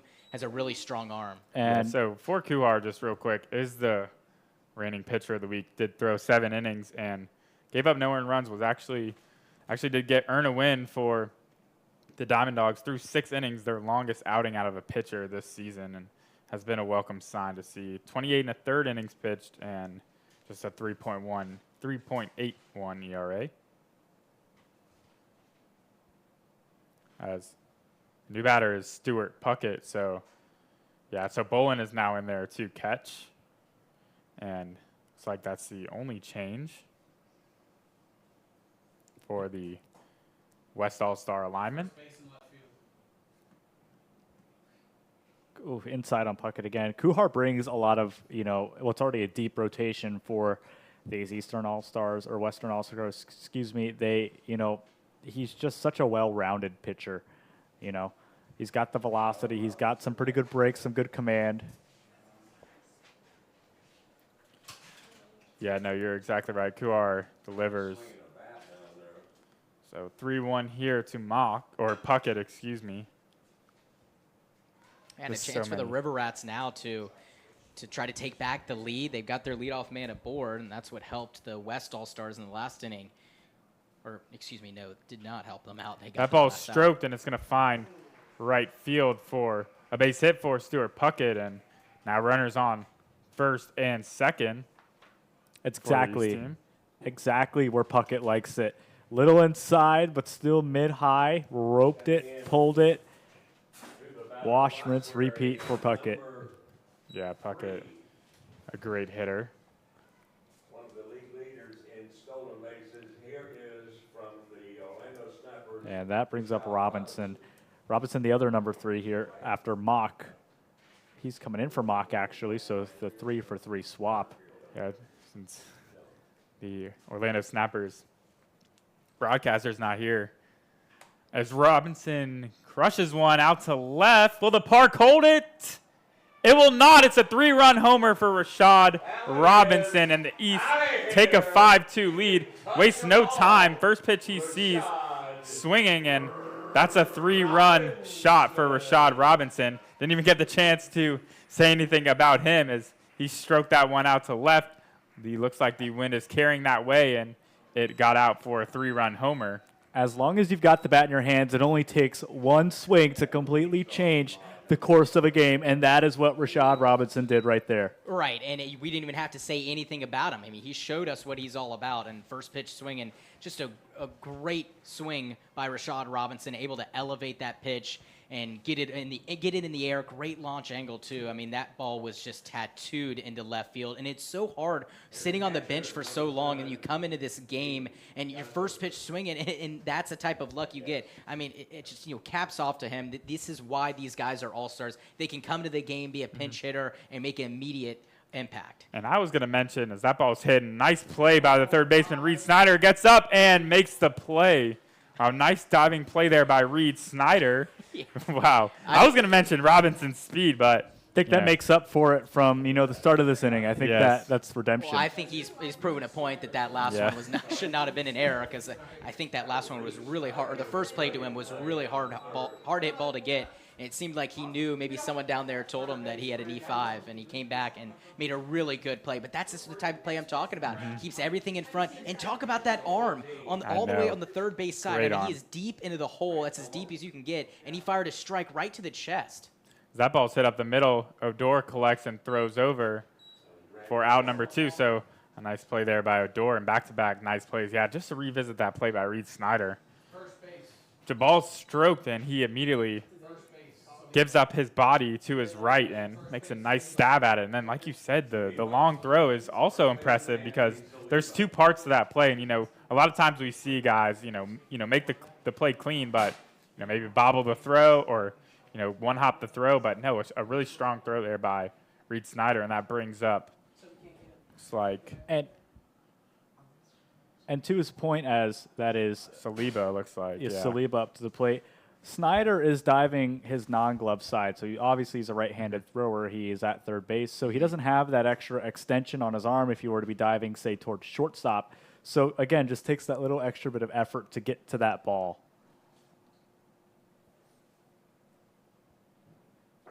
See if Kuhar can get out of this. Again, the 3-run homer by Rashad Robinson. As that ball is grounded to Snyder again, who makes a nice play, ranging in and makes the play for out number 3. So another nice play by Reed Snyder, and he makes 2 nice plays in the inning after the ball kind of kicks off him, in the first at-bat. But the damage was done. Rashad Robinson's 3-run homer puts the East All-Stars on top 5-2-2. All-Star game, we're headed to the 7th.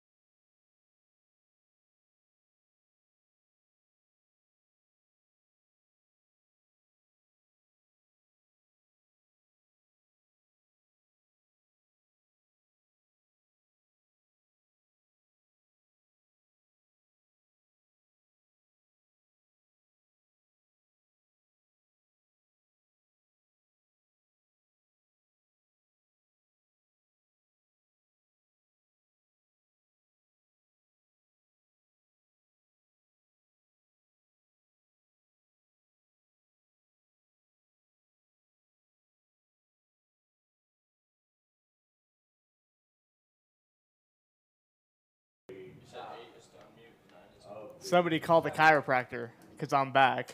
Yeah, I'm Adrian Nogata. I'll be taking over play-by-play duties here That for was the so 7th stupid, inning. Not Adrian. anymore. You're out here, dude. That's it. We want TJ back.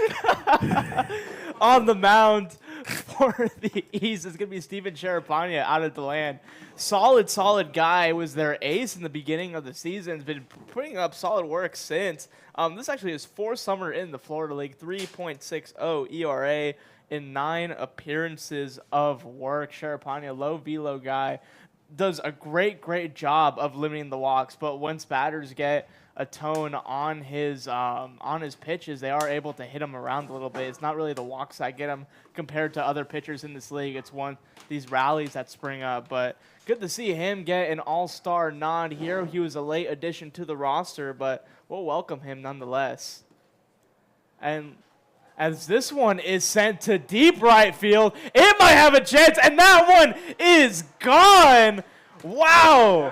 Home run by the squeeze batter right there. Yeah, well, you called the chiropractor. Someone called the coroner. That ball was killed. Yeah, Zach Walker, man. Wow, what a shot. And that's another pinch hit home run. The first by Rashad Robinson, now Zach Walker. He's got a lot of power, but man, I was not expecting that from his first at-bat. He rocketed that ball over the fence, and we are really seeing a good all-star game start to pick up on the offensive side, and just a great deal of hitting by Zach Walker, and he's really proving his point. Maybe he should have gotten a starter role. And Vic, you made a solid point last inning as well, where it's so hard as this ball is shot through the right side of the infield for a hit. So back-to-back hits for the West here, and as they start to slowly dig out of this deficit, brought on by the East last inning as Walker notched a home run over the right field wall, and now a hit puts a runner on first. Still no outs in the inning. Yeah, and that was Reed Snyder with that base hit right there. That's his first at-bat since coming into this game and making 2 great plays last inning after getting charged with the error over there at third base. But a really good play diving to the line, and then another one where he charged the baseball, and then a base hit right there. And he's just done a great job all year. He doesn't blow you away with his extra base hits. He actually doesn't have any extra base hits, which is a little bit surprising. Hitting .304, 17 hits, and 56 at-bats. He's just a guy that can get on base, and he doesn't even walk as much as some other guys do. He just has a ton of base hits, and we might be waiting on the extra base hits, but hey, the Lightning have a ton of other guys that can hit it into the gap and can hit it over the wall. So if Snyder keeps doing what he's doing, he'll be fine. And Irizarry shoots this one through the right side, so he's going to have a single.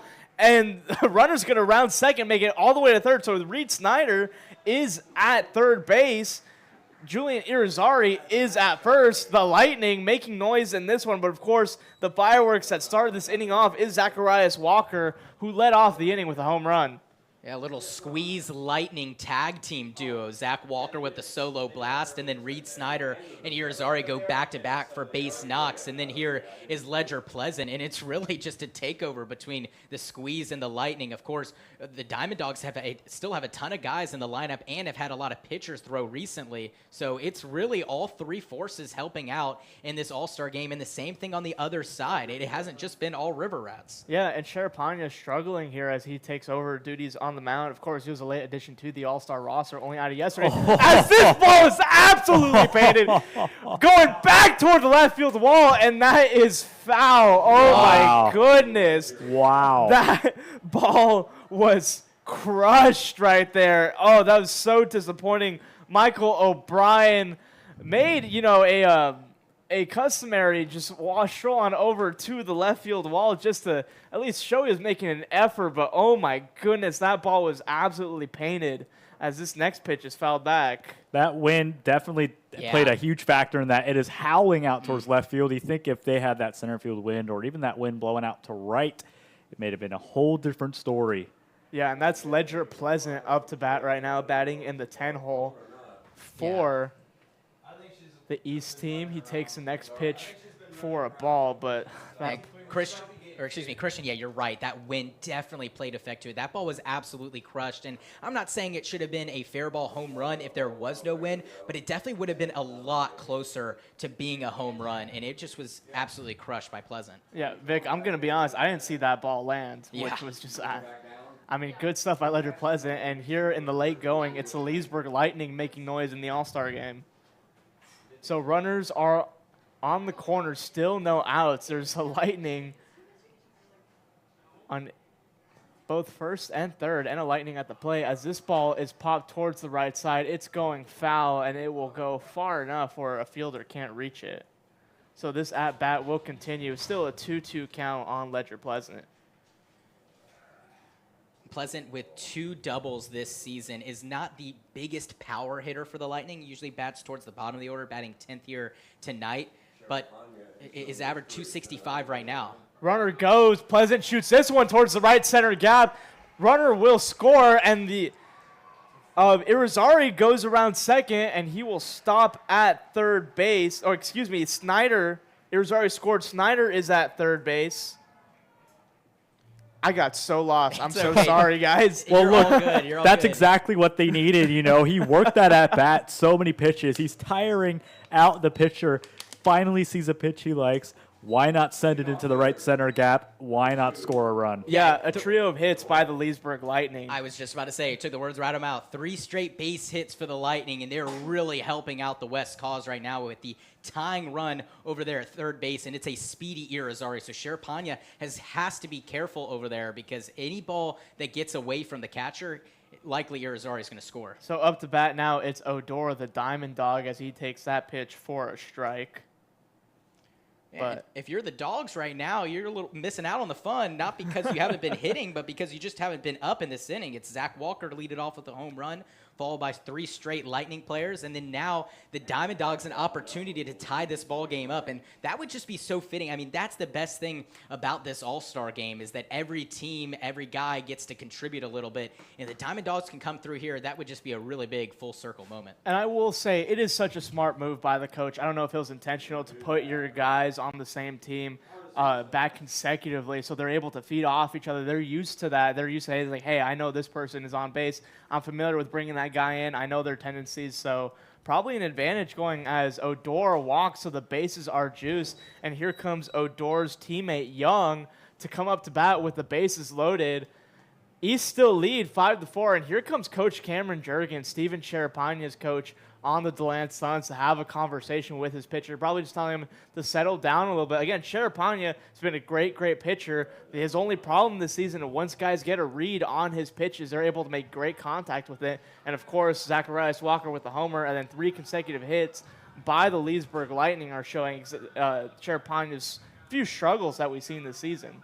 Yeah, and it's the first real mound visit we've seen this game. We haven't seen any of these pitchers necessarily struggle, but he is really struggling up there right now. No doubt this mound visit is, going to be a long one nonetheless. It looks like they've got some pitchers warming up in the bullpen over there on the eastern side.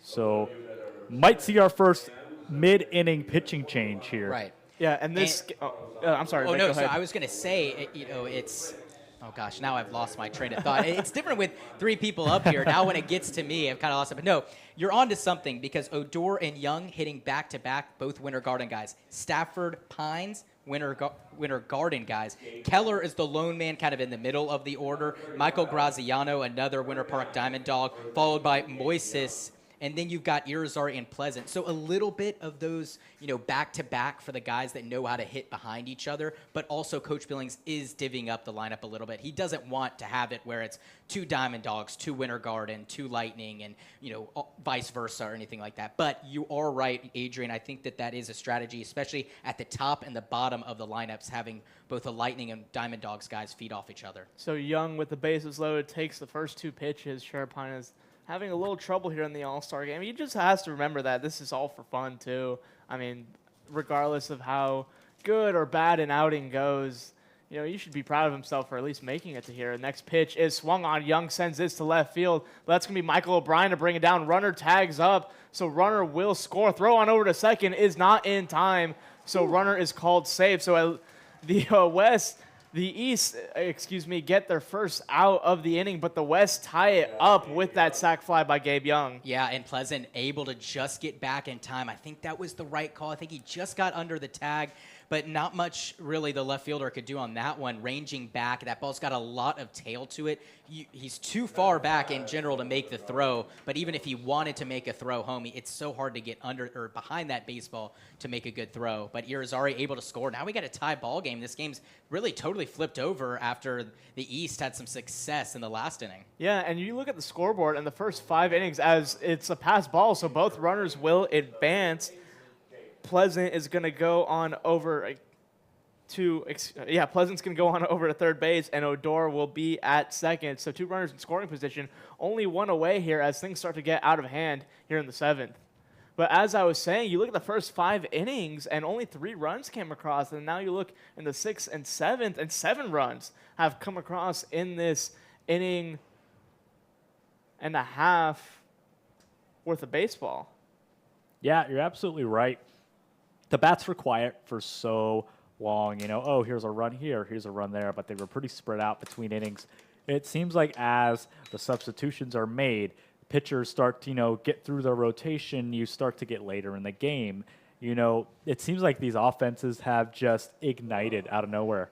Yeah, so here's Sean Stafford up to bat, and the infield will be in. It's Saliba at first, Farner at second, Trivella at short, and Como at third. Next pitch to Stafford is swung on. Good breaking ball.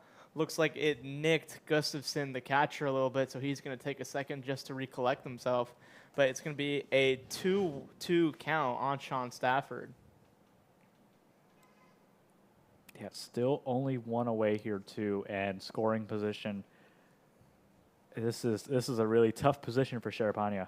And Cole Bullen is on deck, too. That's not the guy who you want to see. Had an RBI single back last inning, and he is just looking to add on to his already really good night, having just come into the game to relieve Drew Pines. You know, and I do have to cut Sharapanya some slack as well because he is normally a starter, so it is kind of different when you're coming in a high-leverage situation in an all-star game, too. So probably as this ball is swung on and missed, so runner will score. Odor will advance to third. Throw on over to first is not in time. And here in the late going, the West take the lead 6-5. You never want to let a drop third actually get to first base, and unfortunately, that is what happened here.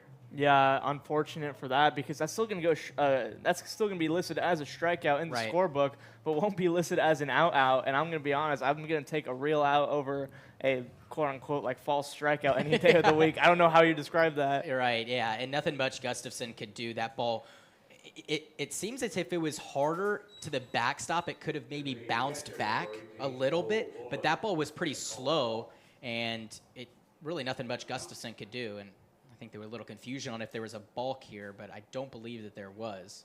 I guess not. I don't know what he was doing going to second. Yeah, Cole so Billen, such a tough player. yeah. And this Leesburg Lightning offense, I mean, all these guys deservingly so deserve this all-star appearance, and here they are in the seventh making a lot of noise. 3 hits from Leesburg, but of course the hot hitting got started by the squeeze player, Zacharias Walker, with a home run over the right field wall. That really sparked something in this offense. And after that, 3 straight base hits from the Lightning, a walk to Odor. Gabe Young did strike out, but just all around, great job. So pitch to Bolins is in there for a strike. But also Sharapanya, an interesting thing too, as I was talking about maybe him feeling a little different / out of place with him coming in as a bullpen arm instead of a starter. He replaced his teammate on the roster, William Rawlings, as this is lined straight towards the third baseman. Throw on over to first is a double play. Great play by Como to bring it in and heads up to throw to Anthony Saliba, the first baseman, for a 5-3 double play. But 4 runs in the top of the 7th, and the West have taken the lead here in the late going of the All-Star game. It's going to be the east half of the 7th once we come back.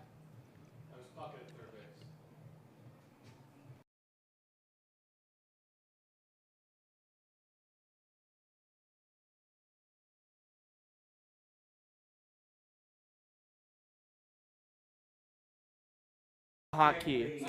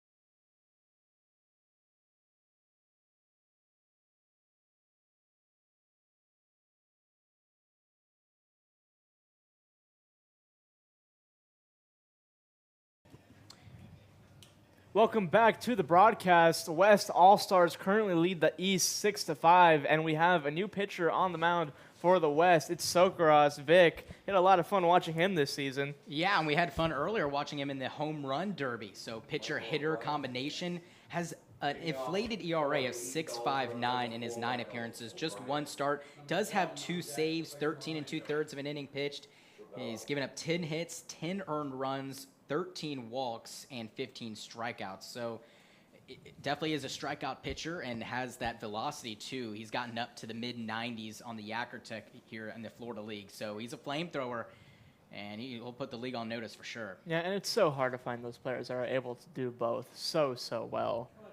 I mean, the next person that comes to mind is William Rawlings for the Deland Suns. That is also a little bias of me as well, but great shutdown arm. Of course, he was listed as an all-star, but is not playing in tonight's game. But up to bat, it's going to be his teammate, Michael O'Brien. O'Brien having a great season, 340 batting average, 15 runs scored, and 5 RBIs. So again, definitely that speedster type. He usually bats leadoff in Deland, and when he's not playing, he's used as a pinch runner a lot of times, especially in the late innings when Coach Cameron Jurgens is trying to clinch a lead. And he walks, so exactly what the East need here as they are down by 1 here in the 7th.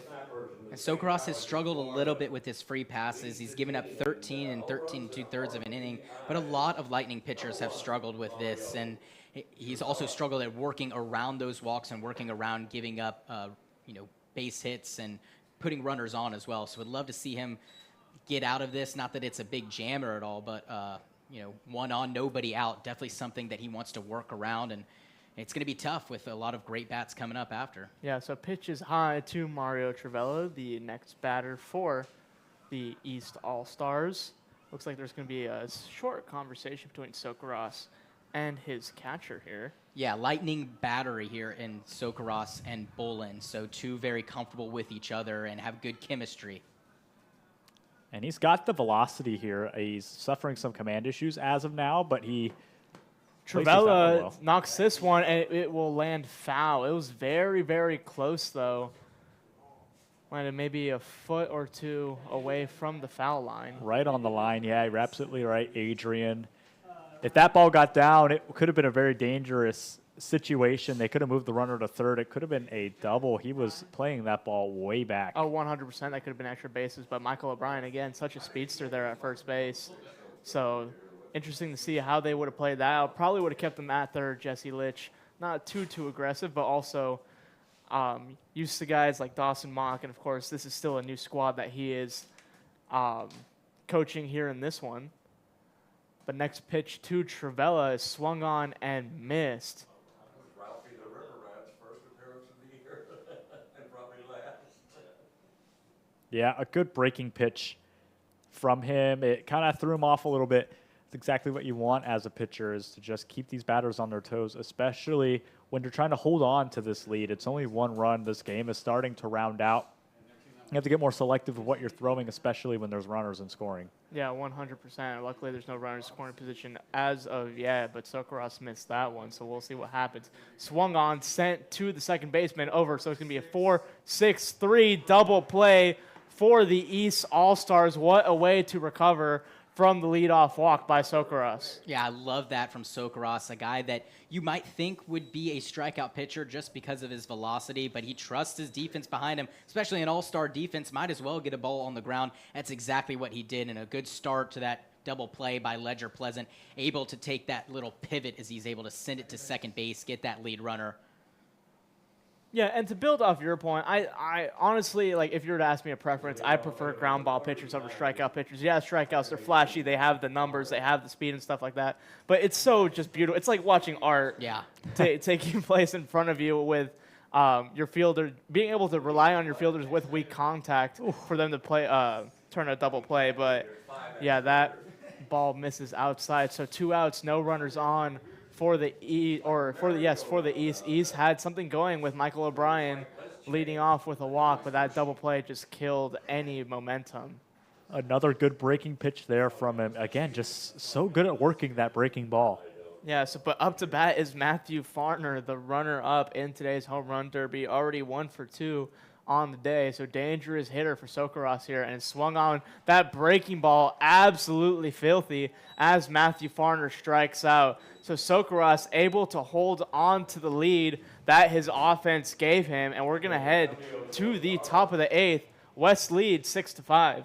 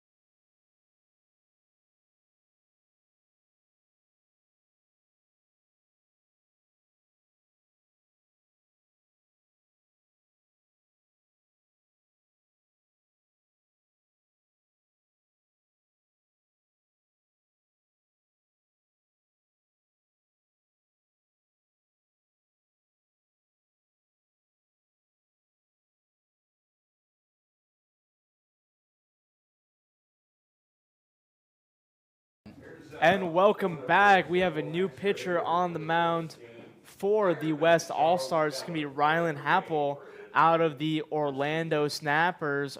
Happel holding a humble 1.72 ERA and a perfect 6-0 record this summer.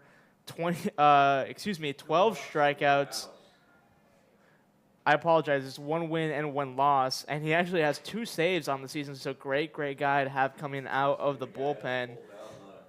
15 2/3 innings pitched, and up to bat is going to be the Leesburg Lightning again. Yeah, Charlie Keller is 0 for 3 with 3 strikeouts and has struggled tonight, but is such a good hitter for this Lightning squad, hitting .307 with the most extra base hits on the team in 8. And you know he's just trying to find any sort of green grass here, but definitely a gap. So pitch from Apple chopped on, and it's going to be fielded for out number 1. I like how Saliba still has the sunglasses on his hat, even though it is now completely sundown. You know, sometimes the drip comes above all, man. So it's going to be Michael Graziano from the Diamond Dogs up to bat. At what point does drip become non-productive? That's true, but Saliba's still playing a good first base out there, so I'm not going to be one to complain, but you are the River Rats guy, so I'll let you handle all that. First pitch to Graziano is up high for ball number 1. And the key here is just going to be quick innings. You don't want your offense to sit for too long. You want to get these guys out and get that offense back out there. Yeah, 100%. And I mean, both offenses have been hot, but with the West being a little hotter, East only have 4 hits. But they've made him count, really. That Rashad Robinson 3-run homer, I mean, that is a difference maker, especially if the East can come back and try to find a way to win. And if the East don't come back and the West hold on here, that double play turn in the top half of this inning, or excuse me, in the bottom half of the last inning when TJ Sokeros was on the mound, that is huge because the East had a leadoff man on in Michael O'Brien and were ready to, I mean, I keep wanting to say send it back to the top of the order, but it doesn't matter. I mean, a leadoff batter on with all-stars up after that, that's huge. And a 4.63 totally killed that rally and any momentum that the East All-Stars would get. And TJ Sokeros able to get the strikeout of Matthew Farner, the best in the league. That's a big momentum switch. Yeah, and it's so interesting that you bring that up, too, because, like, how are you supposed to strategically plan? The check swing says he did go, so it's going to be strike number 3 on Graziano. That pitch broke right into the dirt. I just wanted to bring that up. You look at how nasty that pitch was. Yeah, just my absolute filth. But, I mean, a lot of these pitchers, if they have a hold on their breaking ball, I mean, these batters have absolutely no answer for it. And we saw it right there as Graziano struck out. And here's the guy to thank for the West and getting them back into the ball game, really. That solo home run last inning started the fireworks for the West, and the Lightning batters, Reed Snyder, Irizarry, Pleasant, would go back to back to back in singles. Roberto Odor would walk, and then a sac fly from Gabe Young. Yeah, so Zacharias Walker swings on this one. That's going to be fouled back to the left side. But such an impressive feat, too, to send that ball so far, especially with the wind blowing the left field. But what a spectacular hit from him. And you can make an argument that he could be the MVP tonight for the West All-Stars. But next pitch is down low. Yeah, in a close game like this, the MVP talks are really going to have to wait because anything could happen. And in an All-Star game like this, there's so many guys that have played and guys that have done well, but it seems like you almost have to give it to the guy that really makes a difference in the end score and the end result. Check swing. Said he went. And very interesting there, the home plate umpire went to go ask for the check swing, and on the left-handed hitter, he went to the first base umpire. Yeah. As opposed to the third base umpire. You're totally right. It's not. We usually have 2 umpires for regular season games. We have 3 now, but yeah, you make a great point, Christian. And this ball is absolutely painted again, but it actually will die in right field as Fields, the right fielder, brings that in for out number 2, or for out number 3, excuse me. So the East keep it close. Brady Apple able to work a 1-2-3 inning. West still leads 6-5 as we head to the top of the bottom of the 8th inning.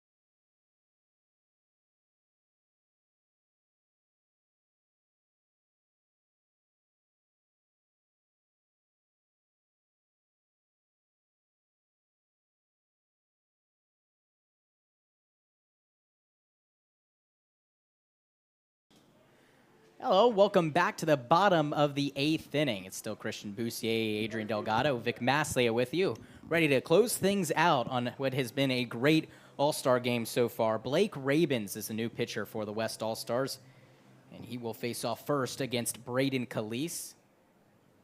He's looking to at least tie this up here in the bottom half of the 8th inning and give themselves a chance in the 9th. Calise fouls the first one off.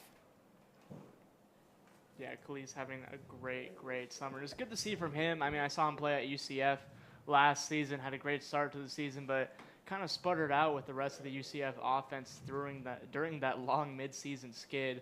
So it's good to see him have a good summer here as he prepares for his senior season at UCF. Next offering is popped up on the infield. Whose balls are going to be? Sean Stafford sliding in and makes the grab. One down here in the bottom half of the 8th inning. That went off the fingertips, it seemed, for Calise, and thought it was going to be an easy out at first, but Sean Stafford pretty deep in the hole, but he was the only one really there to have a chance at making it. Of course, you don't want Rabens to have to go out and make the grab. Yeah, it was a great play out there at first base. Just a run in. It's a little jam shot. Calise has the speed to beat it out if that ball drops. Fortunately, he was there to make the grab. A swing and a miss from Blake Fields. For Blake Rabens, he's 0-2, but a 2.63 ERA. He's played in 8 games so far this summer, 13 2/3 of an inning pitched. He's given up 12 hits, but just the 4 earned runs, 6 walks, 6 strikeouts. And Blake Fields sends this one into right field, but that's going to hang up for Michael Graziano. 2 down, 2 quick outs from Blake Rabens. And it looks like the East are starting to run out of outs. Yeah, absolutely. Fields was hanging on that curveball. You know, it was really just sitting up high in the zone. It finally dropped in right on Fields' bat. I think if he was a little earlier on that ball, or excuse me, later on the ball, I think he could have driven it out a lot farther.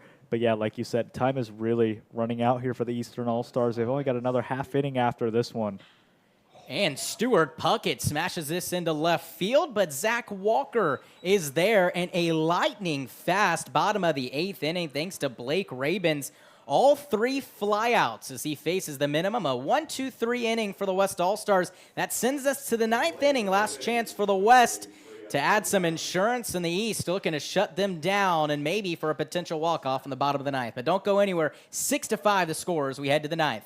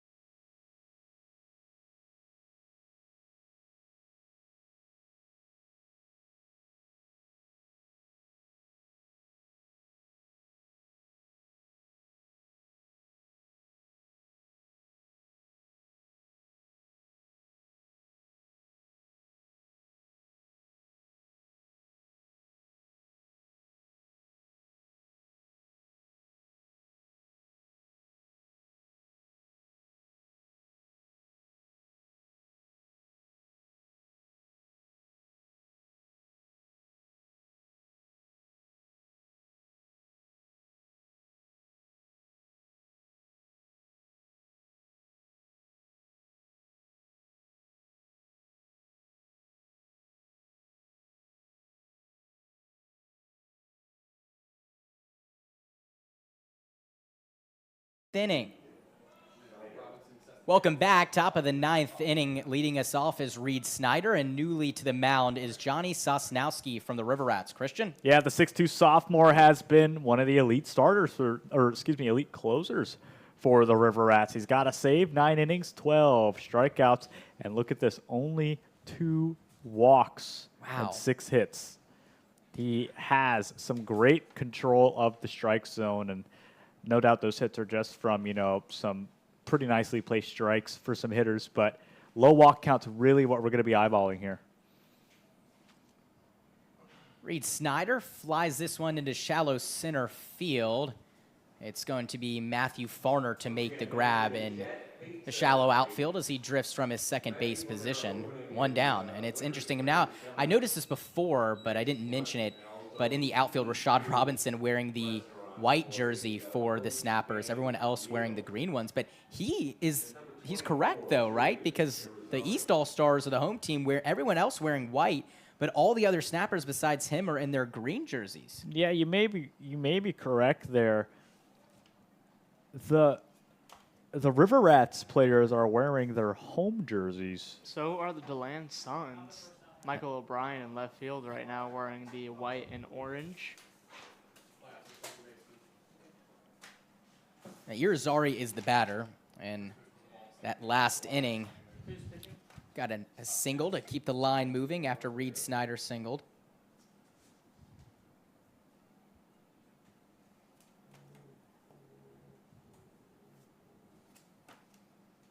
Next offering takes a big cut and a miss. We've seen that a lot from Irizarry, really giving it his all, but he knows the situation at hand. He knows what type of counts that he can take a big hack on and other times where he can choke up and put it in play. Yeah, absolutely. That was just a ginormous hack there from Irizarry. He just like swinging out of his shoes, really dropping the shoulder, just trying to get a ball in play. Only 1 run separates both these teams.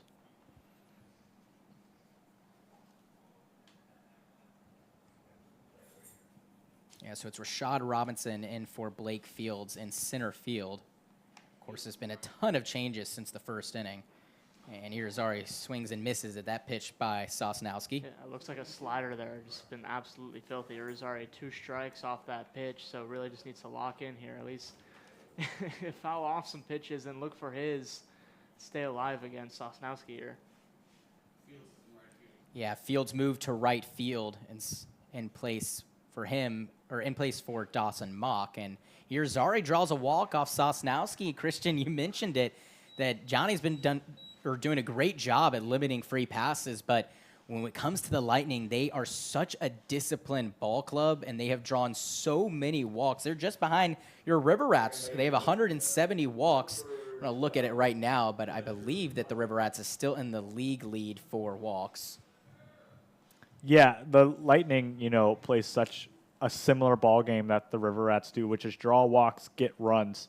And that, that's a hard hit there. Yeah, he's going to have to run that one off. Yeah, Ledger Pleasant obviously in some pain over there, but he's a tough guy and jogs down to first base. He looks to be okay, but some command issues now for Sosnowski after he got a quick first out. Looks like maybe inner outer thigh area. Definitely a scary place to get hit, stomach's there. Not a very, padded part of the body to get hit. And the East have to be really careful here. They don't want to give the West any more help with that hit by pitch and that walk, because if they do and they can score another run, extend that lead, it's Jose Paniagua, the flamethrower for the Lightning in the bullpen, and he has been red hot all season long, and it's going to be an uphill battle already for the East if they're down 1 run, but make it even more of a battle if they're down 2 or 3. Yeah, 2 runners on. You got 1 in scoring position. That's, a dangerous situation for Sosnowski. He doesn't find himself in this spot a lot. The Rats usually have more run support for him, and he's working under more pressure. Ooh, check swing. That was Excuse me, swing off the fingertips of Odor. The ball was way, way inside, but Odor's still looking for his first hit, but he's walked in his last 2 at-bats and scored back in the 6th inning. And he is someone to wreak havoc if he's on the base pass. So Sosnowski really trying to do his best to avoid getting him on because he's already got a speedy Irizarry on. It looks like he just did that. Pop up to Blake Fields and right. He's under it, makes the grab for out number 2. Too shallow for Irizarry to head to third base. So 2 down with 2 still on, and the batter will be Gabe Young.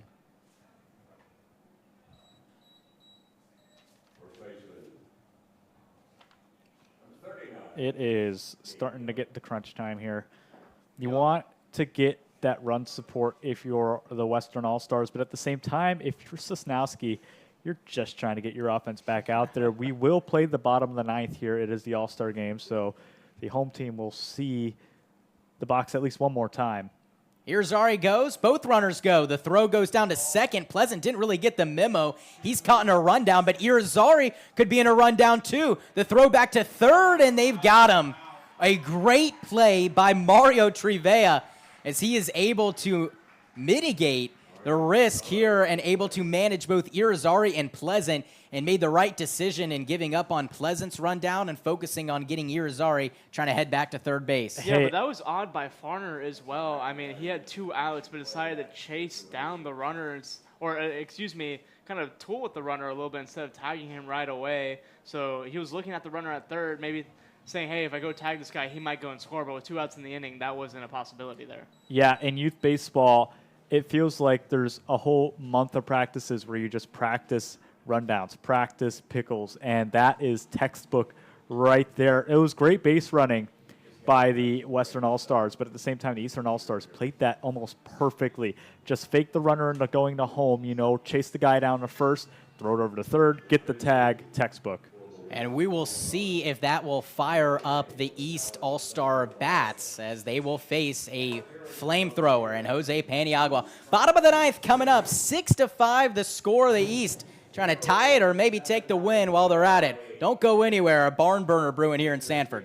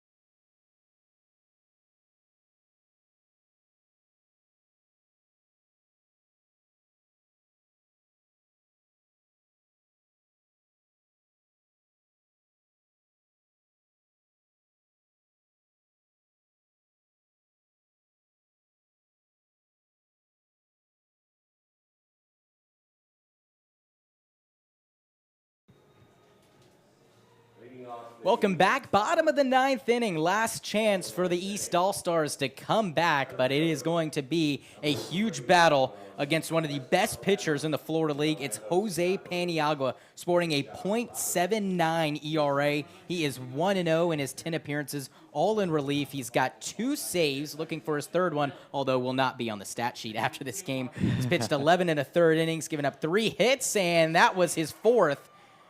To Rashad Robinson, a pinch hitter back, in the 6th inning and had a 3-run home run, then now a base hit to start things off. And, of course, these stats won't go towards their season stats, but 3 hits coming into this game, just 1 earned run, 10 walks, which has been his only issue, and 23 strikeouts. Has a strikeout through 9 rate around a little under 20, which is just unbelievable, but facing a really tough East All-Stars. Yeah, look, Vic, it is not going to be easy for the Eastern All-Stars. They were able to pop off a hit right away. That puts the winning run at the plate in Gustafson. But look, it's going to be a tough outing for them. Paniagua is lights out.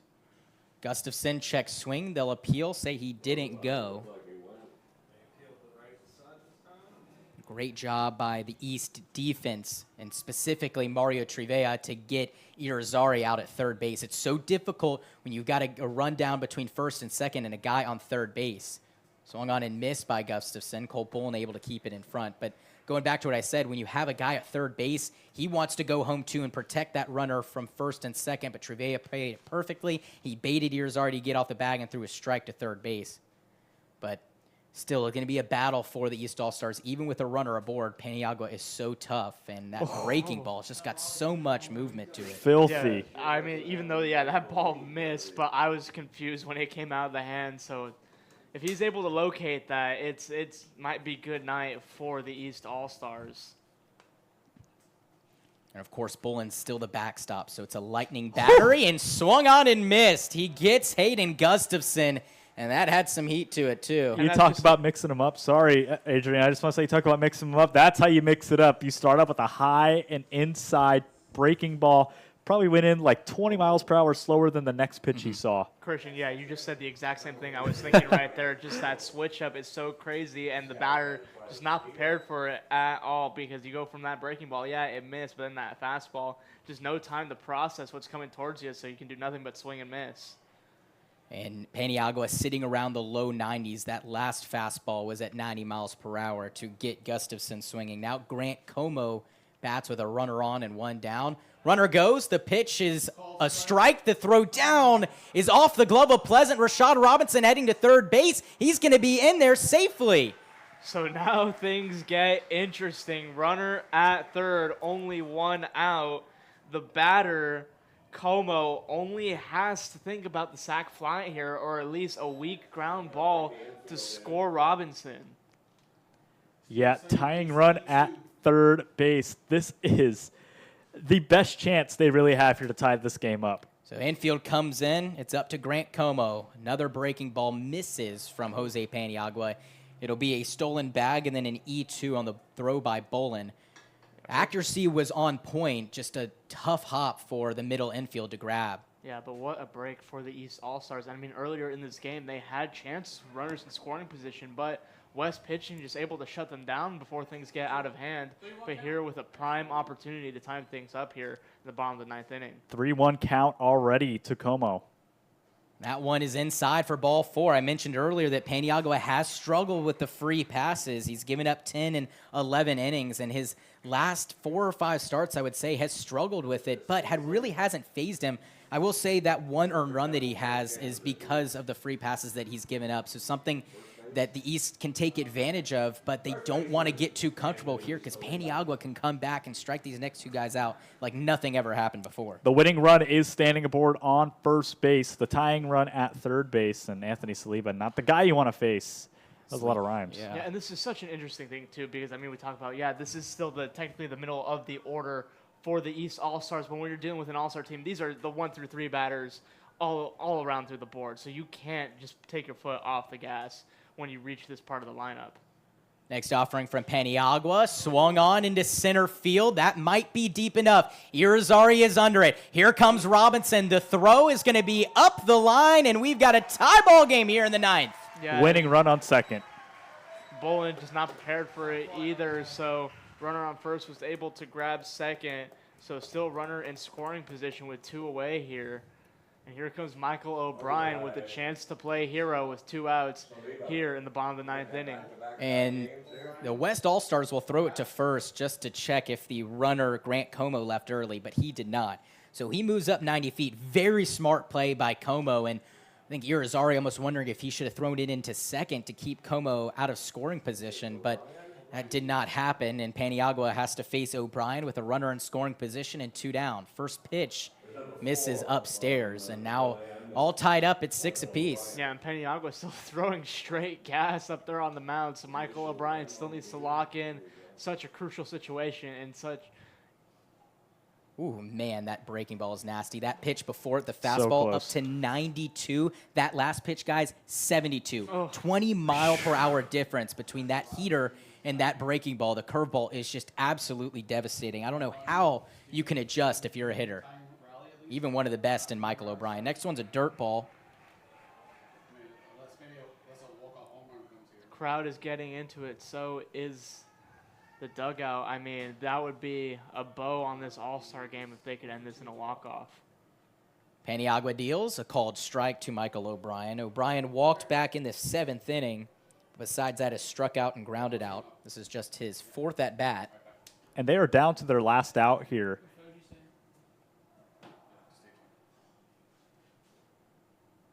Next pitch misses outside. That's a walk to Michael O'Brien. The inning continues, and it's up to Mario Trivella with 2 down and 2 on. Luckily for the West All-Stars, they've got a force out, so any bag will do if Paniagua can get a ground ball. It comes down to Trivella. This guy has been electric as well for the Snappers. Ground ball towards third. Snyder will step on third base, and Paniagua gets out of the jam. And that is your ball game, folks. Excuse me for a second. I was making sure we were all set. I think that Foji, our commissioner for the league, was debating it for a second, but no, that is going to be it. And, well, you know, nobody loves a tie, but, guys, we saw a great ball game, a lot of offense in the back half, a lot of great pitching in the first half, and that's really what you want to see, because in an all-star game, you know, when we're coming here and we're trying to be as neutral as we can, we want to see good pitching and we want to see good hitting. And, guys, we got both of that, and we got some great defense, I was going to say, don't leave out the defense there, Vic. What an electrifying game. Started a little slow, you know, a lot of 1s and 0s across the board, but once we hit that middle point, that 5th, 4th inning, oh, man. I mean, it just blew up. We saw home runs. We saw great plays. We saw incredible pitching sequencing. I mean, what more could you ask for? There's really no reason to not be romantic about baseball. Yeah, truly a phenomenal game here. I mean, but we have to talk about the 2 big hits here. Zacharias Walker to start off that huge top of the 7th inning. And, of course, Rashad Robinson with the 3-run homer to at least keep the East in it. But just an absolutely amazing ball game. It was an absolute pleasure to call it as well, because these are really the best of the best. And it actually looks like Rashad Robinson gets the MVP award for today's All-Star game. And I'm not upset about it. I mean, he was my vote. When Berkeley, our social media person, asked us for it as well. Rashad Robinson with the 3-run homer and also notched on a single for good measure. So absolutely deserving of him to receive that award tonight. Yeah, so Rashad Robinson, the MVP for the 2025 Florida League All-Star Game, well deserved. A 3-run home run back in the 6th inning. That was a pinch hit 3-run homer by him, and he might not be wearing the exact right jersey, but he came with a purpose, and he came with it's laundry day, Vic. Yeah, he came out with a plan, and he executed that plan. A 3-run homer in the 6th inning. Adrian, I'll definitely agree with you on that. A well-deserved MVP. These 2 teams just played an absolutely fantastic game, and I'll give you the final totals in a second. First, I want to look ahead to Thursday when we get back to being enemies, you, me, Christian, Adrian, TJ, Esteban, and Ricky. No, I'm just kidding a little bit. But Thursday, it was nice liking each other for a little bit. Yeah. So Thursday, the next batch of games, the Leesburg Lightning will be visiting Winter Park for a series. Yes. Sanford River Rats will be we will be at home. We'll be at home Thursday and Saturday. Right. So River Rats at home Thursday and Saturday, and the Suns facing the Snappers. That game is in. That game is at TFA. That game's at TFA in Orlando. So Suns and Snappers on Thursday at TFA, and then the Sanford River Rats host the Winter Garden Squeeze, and then once again, Leesburg Lightning will go away to face the Winter Park Diamond Dogs. Final totals for tonight. For the West All-Stars, 6 runs on 7 hits and 2 errors. For the East All-Stars, 6 runs on 5 hits, 2 errors as well. Pretty even on both sides for my partners, Christian Boussier, Adrian Delgado. For Ricky Potts, TJ French, and Esteban Velez, we're saying so long and good night. Final score 6-6 here at Sanford Memorial. Everybody's a winner in the Florida League.